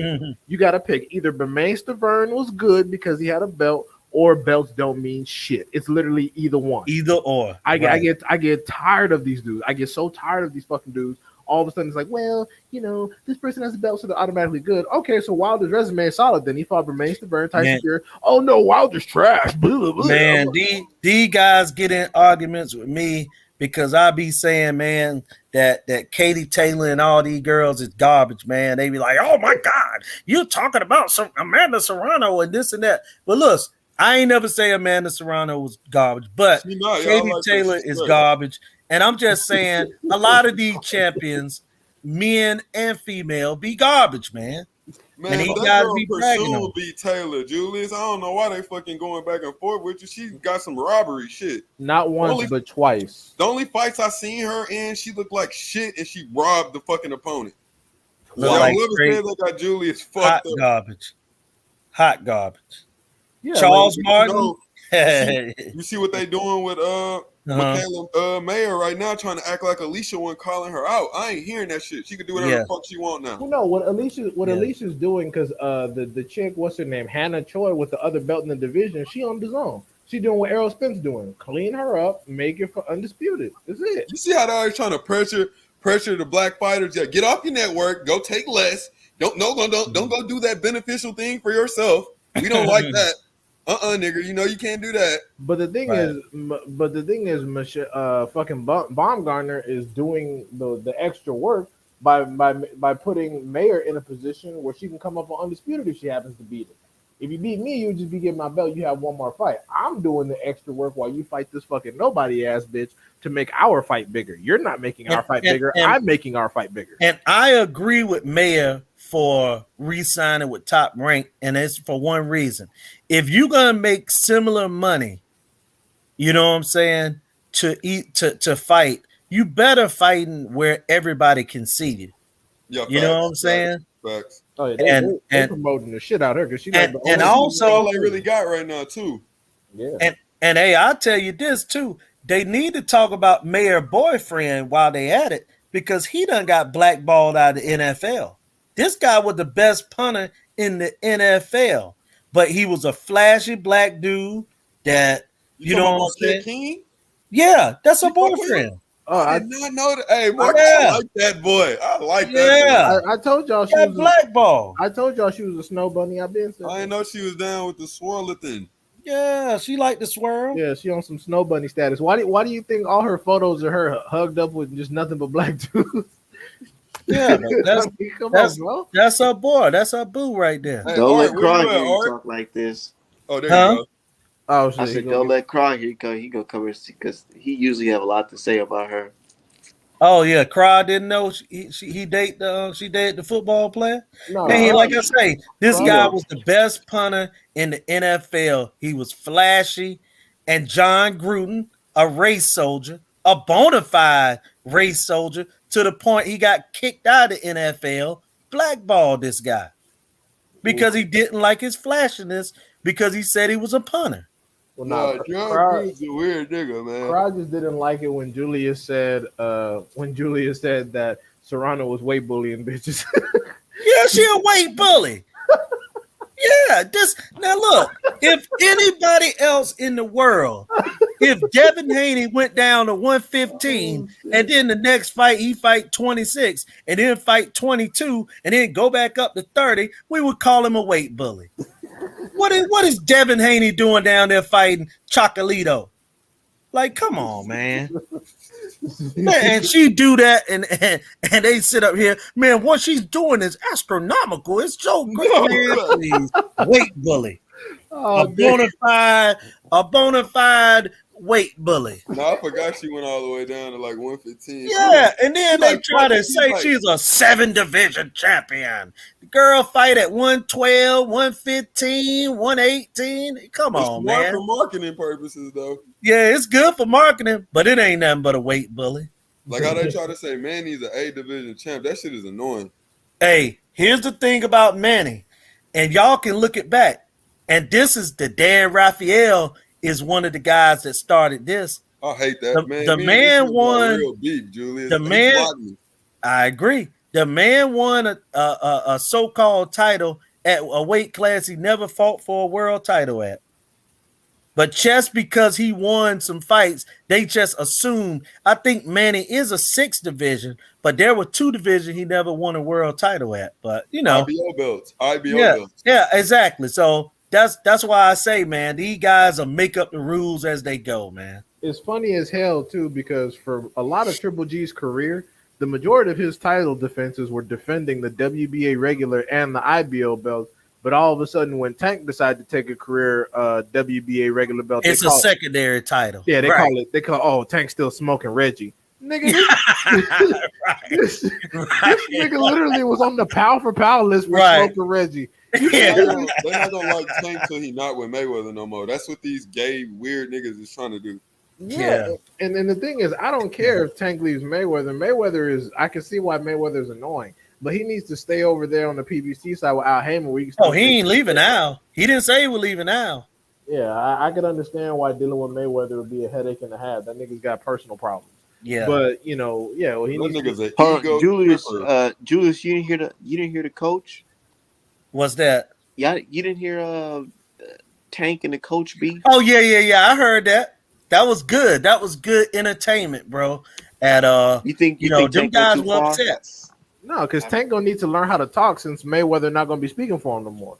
But he always have been a trash talker and able to talk. But it's hard to do that when people, even at these press conferences, fight personal? Hold on. If it was personal, Javante, it boils down to this. Is this fight business? Is this fight personal? If it was personal, they would have been packing them up, to be honest. Yeah, okay. To be honest, like I said, it would have been packed y'all up. If it was serious, if it was personal, I would have been at address. hold up, is that Rolly calling him a nigga? Nigga, you ain't no gangster, first of all. Okay. Shut the fuck up. Okay. Talk blocks and be professional. He is talking about He it. fighting We don't Nick talk. We do what we do. We do what we do. We do what we do. Man, that Baltimore accent, man. Mm-hmm. Like I said, Coach Calvin, before he got into this boxing shit, he was certified on the No, he won't. Don't start that. on I don't want to. I can talk whenever you want to offline about that, and we can get it. Or I could bring somebody on the show that would tell you about that. So you telling me he was over embellished in his portrayal? 100%. What? He did time. He caught a drug. I'll say this part. Yeah, don't he put caught it out there. he caught a drug charge. You know, for how A possession. we all got friends that we hang around, man, that may be in that life, right? Yeah, He that's was the crazy. DJ. He was a DJ, Oh no. and Yeah. I can't. We shouldn't attack Ask him California's about it. credentials. Hey, Ask him about it. He won't. Hey, look. he- Dion like them shits. Hey, he won't like cut it from the wire, going out there shooting folks and all that stuff. I didn't say he did all that. I just said he was. Man, he was a DJ, bro. Julian said he not Cuddy, man. Nah, He I ain't cut it. Now that he's supposed to be cut it, but no, he ain't cut it. You can't ask Julius nothing, man. He get on these dudes' helmets, bro. He be having niggas secrets from like 1985. You can't ask him nothing. He be like, oh man, I was there, man. I saw his ass, bro. He ain't shit. Oh my god. Hey, you heard Tank going at Coach Larry Wade too? What'd you say, Art? Did you hear him talk about Coach Larry Wade? Who the fuck is Larry Wade? Larry Wade, the UNLV track coach. Oh, the one that trained Plant and Porter. Yeah, both of them quit. A couple of them snapped. Both of them quit. Oh shit! You be training the motherfuckers to run away from smoke. Both of them quit. It's no different than people saying. I ain't gonna lie. He had Sean Porter right in that Spence fight. Yeah, he had him fucking. Hey, Sean Porter showed more heart in that Spence fight. He was in the same condition in the Crawford, but you know what I'm saying? He was just a little older. But hey, man, it's no different than them guys telling me that Blu-ray training Earl Spence to knockouts. You know what I'm saying? Come on, man. This is what I be talking about. You can't ask Julius nothing, man. Nothing hilarious, man. It's crazy. He did funny a to whole me. ass interview about how he was gonna start helping niggas. Now look, I'm not gonna lie. I attributed Errol Spence's knockout streak to a combination of good training and his level of competition. Okay, I am not saying that Blu-ray is not a fantastic trainer. He could have all the secrets on the planet, but when I heard him talk, I was like, hey, I ain't gonna lie. Blu-ray said that that the fight was for fix Porter and Crawford. oh shit, he said it was. I mean, I can see it, but I don't know why they would. I had Bud winning regardless. I seen exactly what it was in that fight. Bud popped him dead in the center of his chest, man. And I'm telling you, that took the wind right out of him. I mean, yeah, and I don't think it was necessarily fixed, but I think that I think that Kenny, he definitely threw the towel in because he's like, shit, he probably gonna get finished off, and there's no point. Well, I don't. That wouldn't have looked good either. It wouldn't have. I'm never gonna cop. Even though I would have preferred Sean Porter to get finished off violently, I always prefer that. I can't stand when people get stopped on the ropes or throw the towel in. That's just annoying. Because also, what if Sean Porter fucked around and got a knockdown of his own? Like, what if that happened? do y'all think that Blu-ray could have trained Sean to the win? No shit. More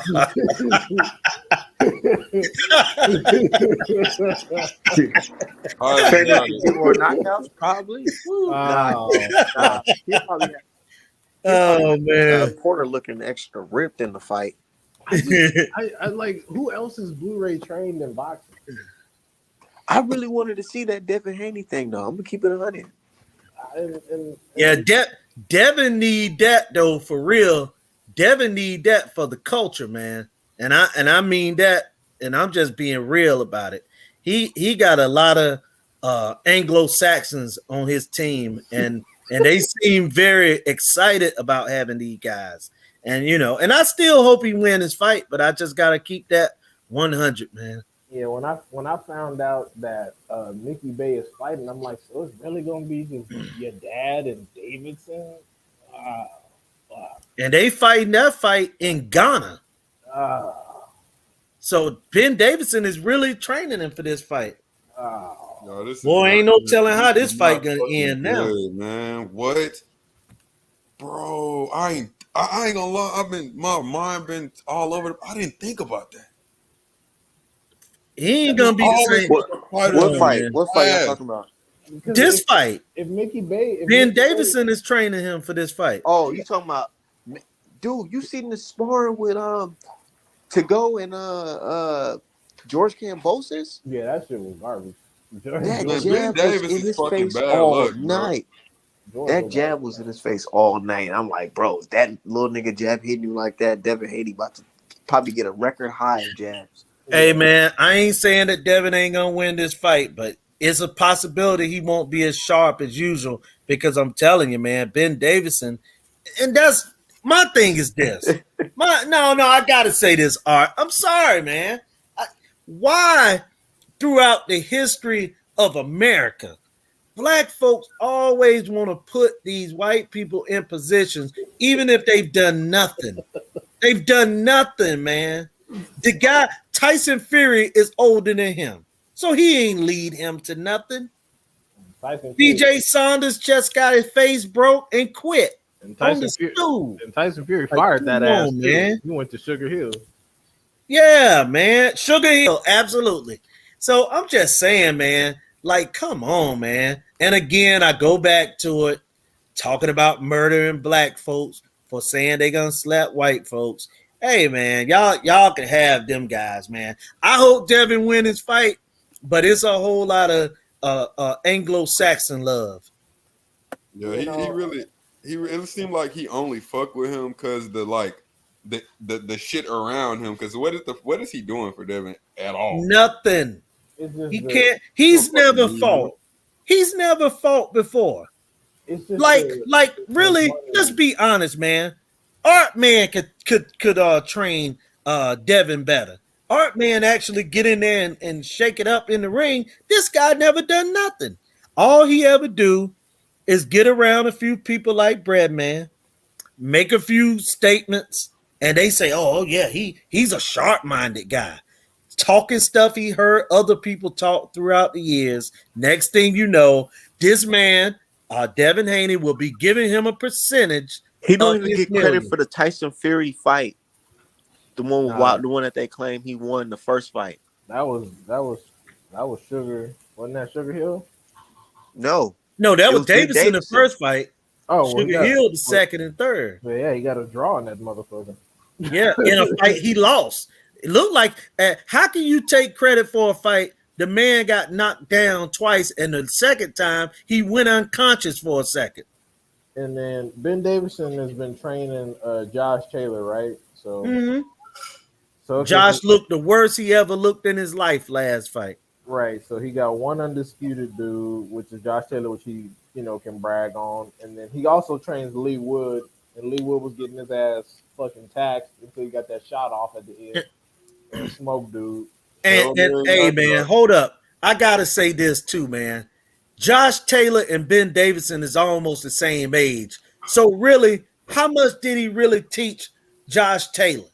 How can you teach somebody something and y'all the exact same age? I'm just saying. I just want to know. How can you teach somebody something? They were already a pro. You know what I'm saying? And y'all the same age. He ain't led this guy to nothing, y'all. It's the white man Hollywood shuffle. You gotta be different to let a nigga your age start teaching you stuff. I can't let no. I ain't gonna lie. I've had friends like that like look. That's the exact same age as me and look at me like a big brother. But I always thought that shit was weird in the back of my head to be a stack with you. And I mean, it's always happened. Look at Angelo Dundee with Sugar Ray Leonard and Muhammad Ali. Man, come on, man. These guys were already gold medalists and knew how to fight and were all-time greats. Get in there and Angelo Dundee, because he told Ray Leonard, "You're losing it, son," and he come back and knock him out. He did something. Man, stop with this, man. I ain't giving these white dudes no credit for nothing, man. The motivational talks. Yeah, come on, man. Never know you can do it. Hey, Julius, who a better coach? Big Mac or Ben Davison?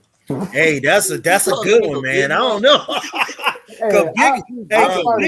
Big Mac might be a little better, but you know what I'm saying. But again, he used to fight though. Big Mac used to fight. I give him that. Brian You know what I'm McIntyre saying? was a former professional. That's why when Julius Yes. was saying he don't know boxing, I was like, damn, you gonna do it? He like don't really that? know boxing that good, bro. You know, he really don't, man. Listen to him in the corner. What other fighters he got besides Bud? Stone Cold or He got what's my Fucking man? Brent? Didn't he have Keyshawn Brent? Davis. No, he doesn't have Keyshawn. That's somebody else. Oh, that's not Keyshawn Davis? No, Oh, wait, no. He just with the camp. Wait, but doesn't he coach Keyshawn though? Keyshawn in the camp. I don't know if he actually the only one training him, Okay, but you know, I know. I think he's under Bomac management though. yeah, okay. But hey man, really nobody. And Bud Crawford and him was in the gym at the same time. I really don't know how like you. Bud Bush, after Bud lose to Errol Spence, he should just train Keyshawn Davis. Why if Bud loses to Errol Spence, why the fuck would that give him like a why would that be criteria for a Keyshawn Davis coaching gig? I don't know, shit. You know, you gotta be the best pro. I mean, he is one of the best pros. Hey, that's funny. I just read where he greets with fire, said that Canelo looking like Scott Steiner, the Steiner brothers, the wrestlers. Oh, the yeah. nigga off WCW. Canelo, Yeah. Canelo Damn. big as fuck. He look like he walking around at like 180, 185 right now. Hey, I told you, I think Ryan on that shit too. It looked like, see, when I seen him in the ring, he didn't look as big with his shirt off. But when that nigga had his shirt off, I'm like, bro, he was not built like that, bro. hey, and let me Bro, say what this if he to Jason. lose to Beevil? No. You know what? What if he get exposed by Beevil?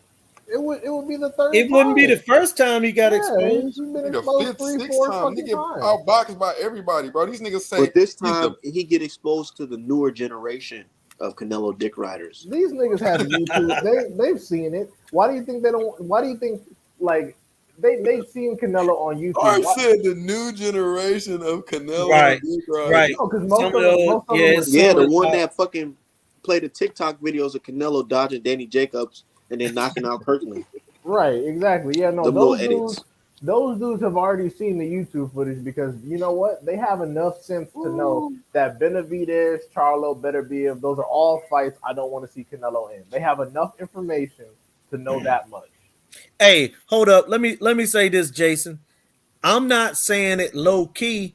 I'm saying it high pitch and high key. They love colonizers. They love them. They love them.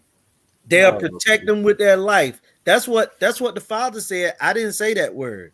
He said, when I make money with somebody, I protect it with my life. I was gonna ask Julius, do you think it's the personal or do you think it's the financial? I think that it's both. Damn. I think that they definitely want to make money, and they feel the only way to make money is through them white folks. And I also feel it's a part of them. Damn. Don't he got kids? No, I ain't. No, not. Girl. Wait. No. I ain't going there. I ain't going there. Hey, look, man. Hey, look. Like I said, man. Hey, I just want to see. I want to see a good fight out there. Now, because Devin's light skin, we got to get into the ass. No. I didn't say him. No. I wasn't talking about him. Oh, you said he got some other shit going on? No. I'm not gonna say it. I look in the private chat. Our man ain't never gonna be able to have Bill on this. Look in the private chat. Look, shit. all I'm saying is, you know what? One thing I agree with is that these brothers are really trying to take the money train in boxing. They're not trying to fight these guys who gives a fuck a stand a million times for 100K, 500K. They want the big bucks. They want the Floyd Mayweather white man investing to your, your fight type of money. Yeah, but you do that with the black guy. You know what I'm saying? They did the same. Look, Al Heyman make the most money in boxing. I seen Devin Haney do the same thing I seen Floyd Mayweather do. Old rich white man in the gym watching him train and sweat and get blood on the suit just so he could say, "Oh, that's the nigga I'm about to put $150 million into his fight." But really, let's be honest. What white guy ever did that for Floyd? None of them. Until he got with Al Heyman, he had never got a big payday before, or he got paydays and they were decent paydays, but he didn't start making massive paydays until he got with Al Heyman. Look at post Mayweather from De La Hoya on. Look at him when Al Heyman and when he got with Al Heyman. That's when he started making them big paydays. And De La Hoya was with Top Rank, right? Yeah. Yeah. Yeah. No. What De La Hoya was with Top Rank, and then he started fighting for himself and had Richard Schaefer as his de facto promoter. Yeah. He fought under his own. He left Bob Arum. That's why De La Hoya was the first one to leave him in this era. De La Hoya, then Mayweather, then Pacquiao. They all left it. Shit, I don't know why it took Rashidi black ass so long to get off from that garbage plantation. Probably because he was going through a contract dispute. He was like, I want out of this shit because I'm not getting any fights. And then they was like, go on there. They immediately tried to say, "Oh yeah, we were gonna offer him the Virgil fight." Shut up, Oscar, bitch. Yeah, you were never gonna have risk Virgil or facts. We're finna feed him to Rashidi. You lying? That's a 50-50 fight. That's some shit that Virgil could fuck around and lose. He be lying so damn hard though. Oscar is funny to me. Oscar, I can't take shit he say serious. Facts, Jason. But that's just what I'm saying though, bro. Yeah, is not that at all, Jason. She can get the pipe, but she can't get the bread. but I'm just saying though, man, we need to keep our money in our own community, because the thing that I hate to watch about these guys, man, and they can do whatever they want to, but I'm just calling it, is that Black people got designers and things of that nature. These guys go out there and buy Gucci, and they wear it with pride. Then they go get all these white people and put them on their team. Then when we see Blacks trying to take pictures with them and do that kind of stuff, it's always they argumentative and stuff like that. Man, I've been around a few of these guys, man, seen them in action with the average fan, and it's, you know what I'm saying, it's an issue. They interact with the fans. Hey y'all, I'm about to fuck y'all up real quick. No, I'm not talking. The Pops who talked to Southern T on this show. Hey, I didn't say that those guys don't talk to certain individuals. I'm saying in situations about getting paid, like bringing in a trainer, like bringing in people to your team, promotional situations. They don't deal with Black people in that. They have it even now. They left one white to go to another one. Hey y'all, look, this dude said some shit that I know y'all gonna be like, and this is applying to directly. I'm applying it straight to Canelo ass. Did he say, remember that Mayweather, even though he was older than Pacquiao, waited for Pacquiao to get old people? Oh yeah, that tired ass. Where they at for Canelo though? Bro, Canelo's fucking 10 years younger than Triple G? They making that his matchup, and them niggas is nowhere near on the same age timeline. My thing is, they talk so much shit about fucking Luis Ortiz in his old age. They ain't never asked for Triple G's fucking birth certificate. They saying, "Oh look, Triple G looks better than ever." Nigga, what? Better than ever? He looked like. We can see what's happening. But the thing is, he looked like ass with Deverenchenko. What you mean better than ever? He started falling off right then. Derevychenko was hurting him to the body and all that shit. The ref got in and stopped him from fucking around and dropping his ass. Right. Yeah. Exactly. He was working Triple G in them late rounds. But wait, which Fight Hype interview were you talking about in the private chat? I want to watch it to see what these people. The one when Devin had just signed the Kambosos fight. Okay. He's sitting down with it looked like a little girl, but it's a boy. Oh Lord, this is nuts. all this information, man. This is why people don't. I don't know how y'all be arguing with Julius. You don't know what the hell he does for a living. He just be knowing all this and be exposing people's secrets back in the day. Hey man, no, I ain't even gonna lie. Like I didn't came across a lot of older guys from that 80s era, bro. Them niggas all be capping like they was kingpins, bro. And like my Yeah. dad really sold drugs, bro. 100%. Like my dad really was like, bro, I Cuddy put it like wasn't this, bro. Cuddy wasn't a kingpin. He was like extra number 3. He was No, he was supposed to be muscle on the Yeah, Cuddy was show. muscle. He was Yeah, he muscle. won't no muscle. And look, man, a lot of, and I can speak on this from growing up in a drug environment. I'm not gonna say, you know what I'm saying, like I got family members, close family members, brothers, and that kind of stuff that's doing time now as we speak and have done time and is gone, passed away. But I'm just telling you, man, the thing back then was to sell drugs. That was your thing, is to sell crack at that particular time. But bro, it's just like being a rapper. Everybody ain't gonna make it at rapping, so everybody didn't make it at drug dealing.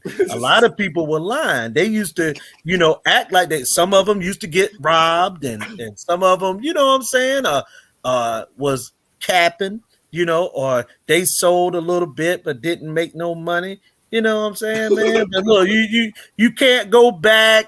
We can't pull out the old VCR tapes. So they get to lie and do that. It just takes somebody that was there with them to, tell the truth.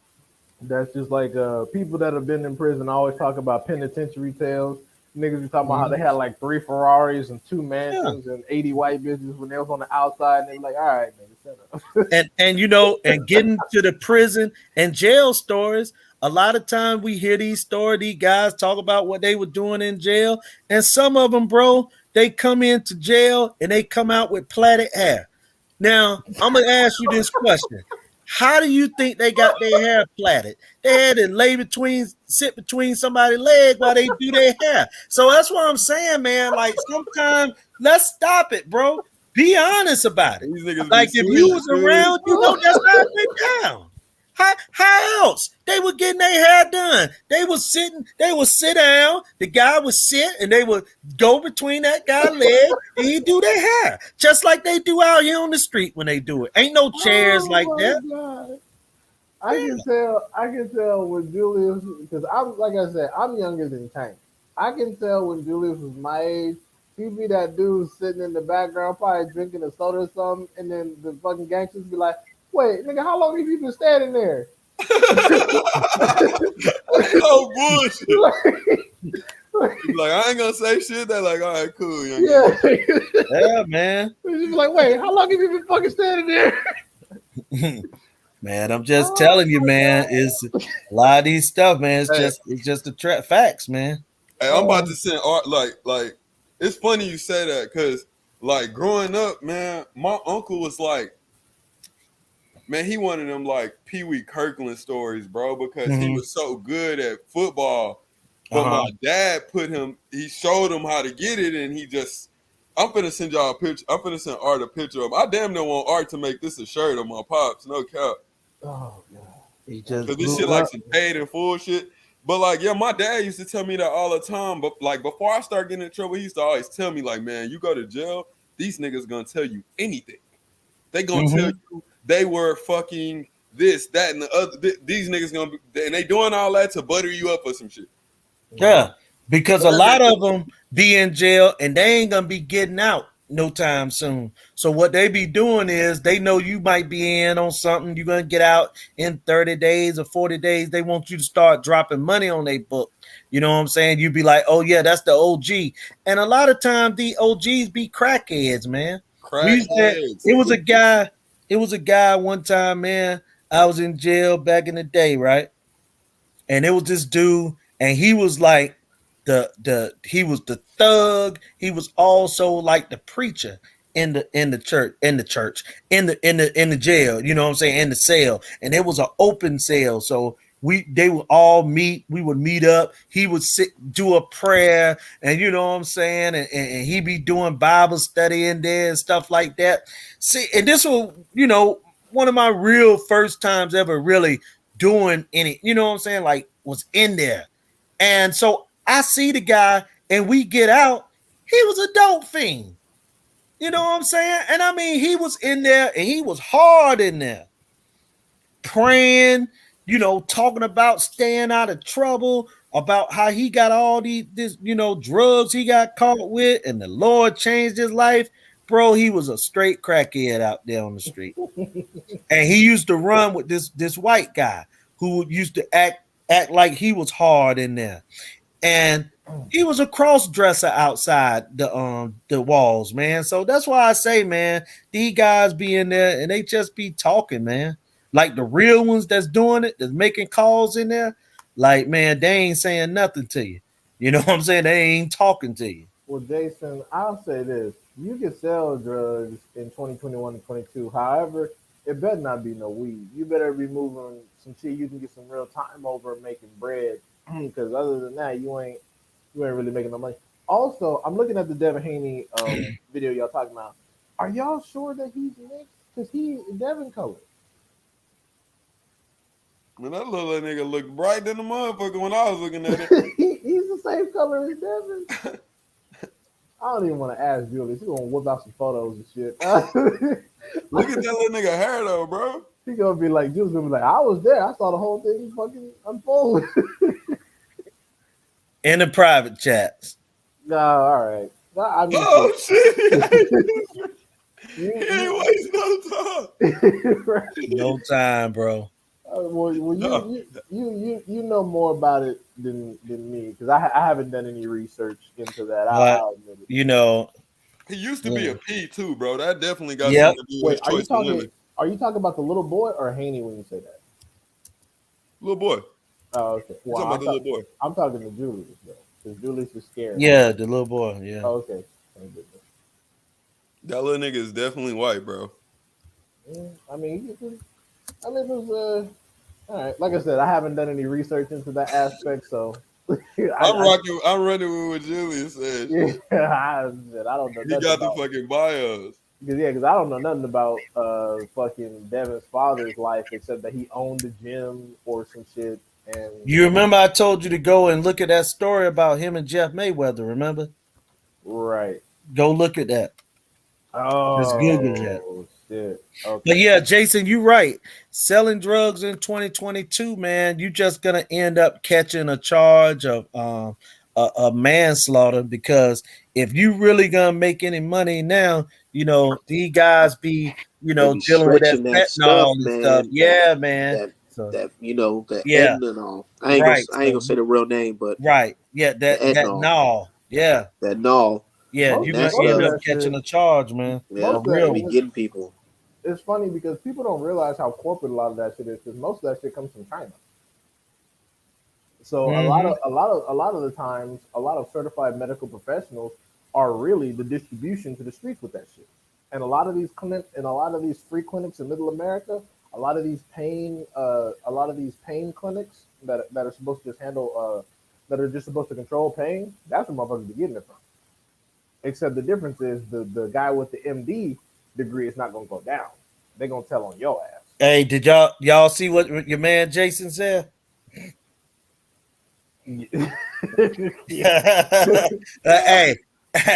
Hey, hey, man. Like I said, bro.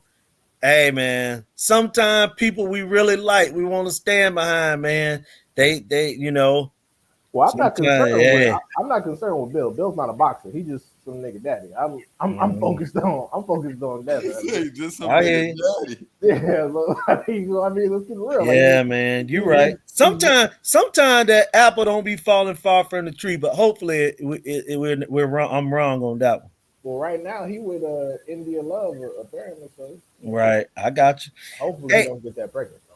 Hey, man, look, won't everybody give me their prediction, man, for the fight on Saturday night before I go, man? Oh, Lubin Fondora. Yeah. To be honest, my gut is telling me my gut because I have a lot of anxiety is telling me Fondora might fuck around and get some shit off. Yeah. But officially, I'm gonna go with Lubin by stoppage because that's the only way I actually see him win. Okay. I'm gonna need him to stop him, and I'm gonna need him to stop him like early, as soon as possible. Because every round Lubin doesn't stop him, the shit gets more and more dangerous. Because Lubin gets tired, he loses focus, he doesn't move his feet fast enough, and then blap, next thing you know, he's on roller skates and shit. I'll say, I say, I'm going with Lubin. Fuck that. I'm not even finna give Fundora no good fucking graces. I'll take Lubin. I think he gonna smother that nigga. He know the task at hand. This is his last step to be back in the position he was in. So I feel like he gonna go hard as fuck on Fundora and just use his brain, his IQ way more than we've seen him. You know what I'm saying? So I think he gonna get to him, and I think he might get a decision. You know what I'm saying? I think it's gonna be a real tough fight, and he might eke that shit out, and they're gonna give him a close decision, or he's gonna knock him out late. I think both of them gonna get knocked down, and I'm gonna throw my pride out there, and I'm gonna take Lubin by stoppage because I don't see a Lubin fight like this going the distance. Yeah, me neither. Because Lubin knows that Fundora is too dangerous. Even though he ain't got no real wins, his physical advantages, he gonna be too dangerous to just let him hang around. You know what I'm saying? If Lubin's chin wasn't so fragile, I wouldn't even be nervous. I wouldn't either. He can fucking bump into a wall and start getting dizzy. Like, damn. Yeah, that's a neurological issue, man. You know, no reason for that man chin to be weak. Like that, you know. He's bordering on some Amir Khan type shit. I don't know. Yeah. How much Charlo hit him with? Did fucking spin that nigga neck. Hey, but y'all remember at one time in Amir Khan career, even with a weak chin, if you couldn't punch, Amir Khan outbox you. You know what I'm saying? Right. So hopefully Lubin or even Lennox Lewis had a chin that won't that strong. But if Lennox could put that jab and that right hand on you, yeah. Well, Lennox at the time was like one of the biggest fucking heavyweights, so nobody can really get to his chin like that unless he leaned over. Oliver McCall cracked his ass. Yeah, Sure did. And then Don King set him up for the okie doke, pulled a man out of a real mental institution, you know, mental health. You know what I'm saying? He had a mental, and look, and here's another thing, man. I'm old school, man. People need to stop calling stuff an anxiety attack. Man, back in the day, we called that a nervous breakdown, man. These folks just having nervous breakdowns around here, man. They ain't having no anxiety attacks. What Oliver McCall on some dope at that fight? He was a crackhead. Yeah. They pulled him out of rehab, and he had a nervous breakdown in the middle of the ring. Didn't he try to say he was rope-a-doping him? Yeah. He was crying. He probably wanted some crack. He said they ain't give him a chance, huh? Yeah, he was crying out there, man. He had a nervous breakdown. But nobody talk about Oliver McCall mental health. See what I'm saying? Like if Ryan had mental health, that's what mental health looked like in the middle of a fight. Wilder got put through hell, and no one ever talks about his mental health. Wilder got put through hell in the ring and outside the ring. Right, exactly. But yeah, Oliver McCall had a nervous breakdown in the corner. And that's what a lot of these people be having, nervous breakdowns, man. And they call them anxiety attacks. That's what we used to call them. That's probably what happened to Tommy Morrison after Ray Mercer gave him that fucking 15-piece with biscuits and shit. Sure did. And that's another guy. Rest in peace, Tommy. But drugs like a motherfucker. He had mental health issues because when you test positive for AIDS and your body start breaking down and you keep saying you ain't got AIDS, but you continue to get sick, and the doctors keep telling you you got AIDS, and several different doctors from all over the world tell you got AIDS and you continuously live a certain way. Come on, man.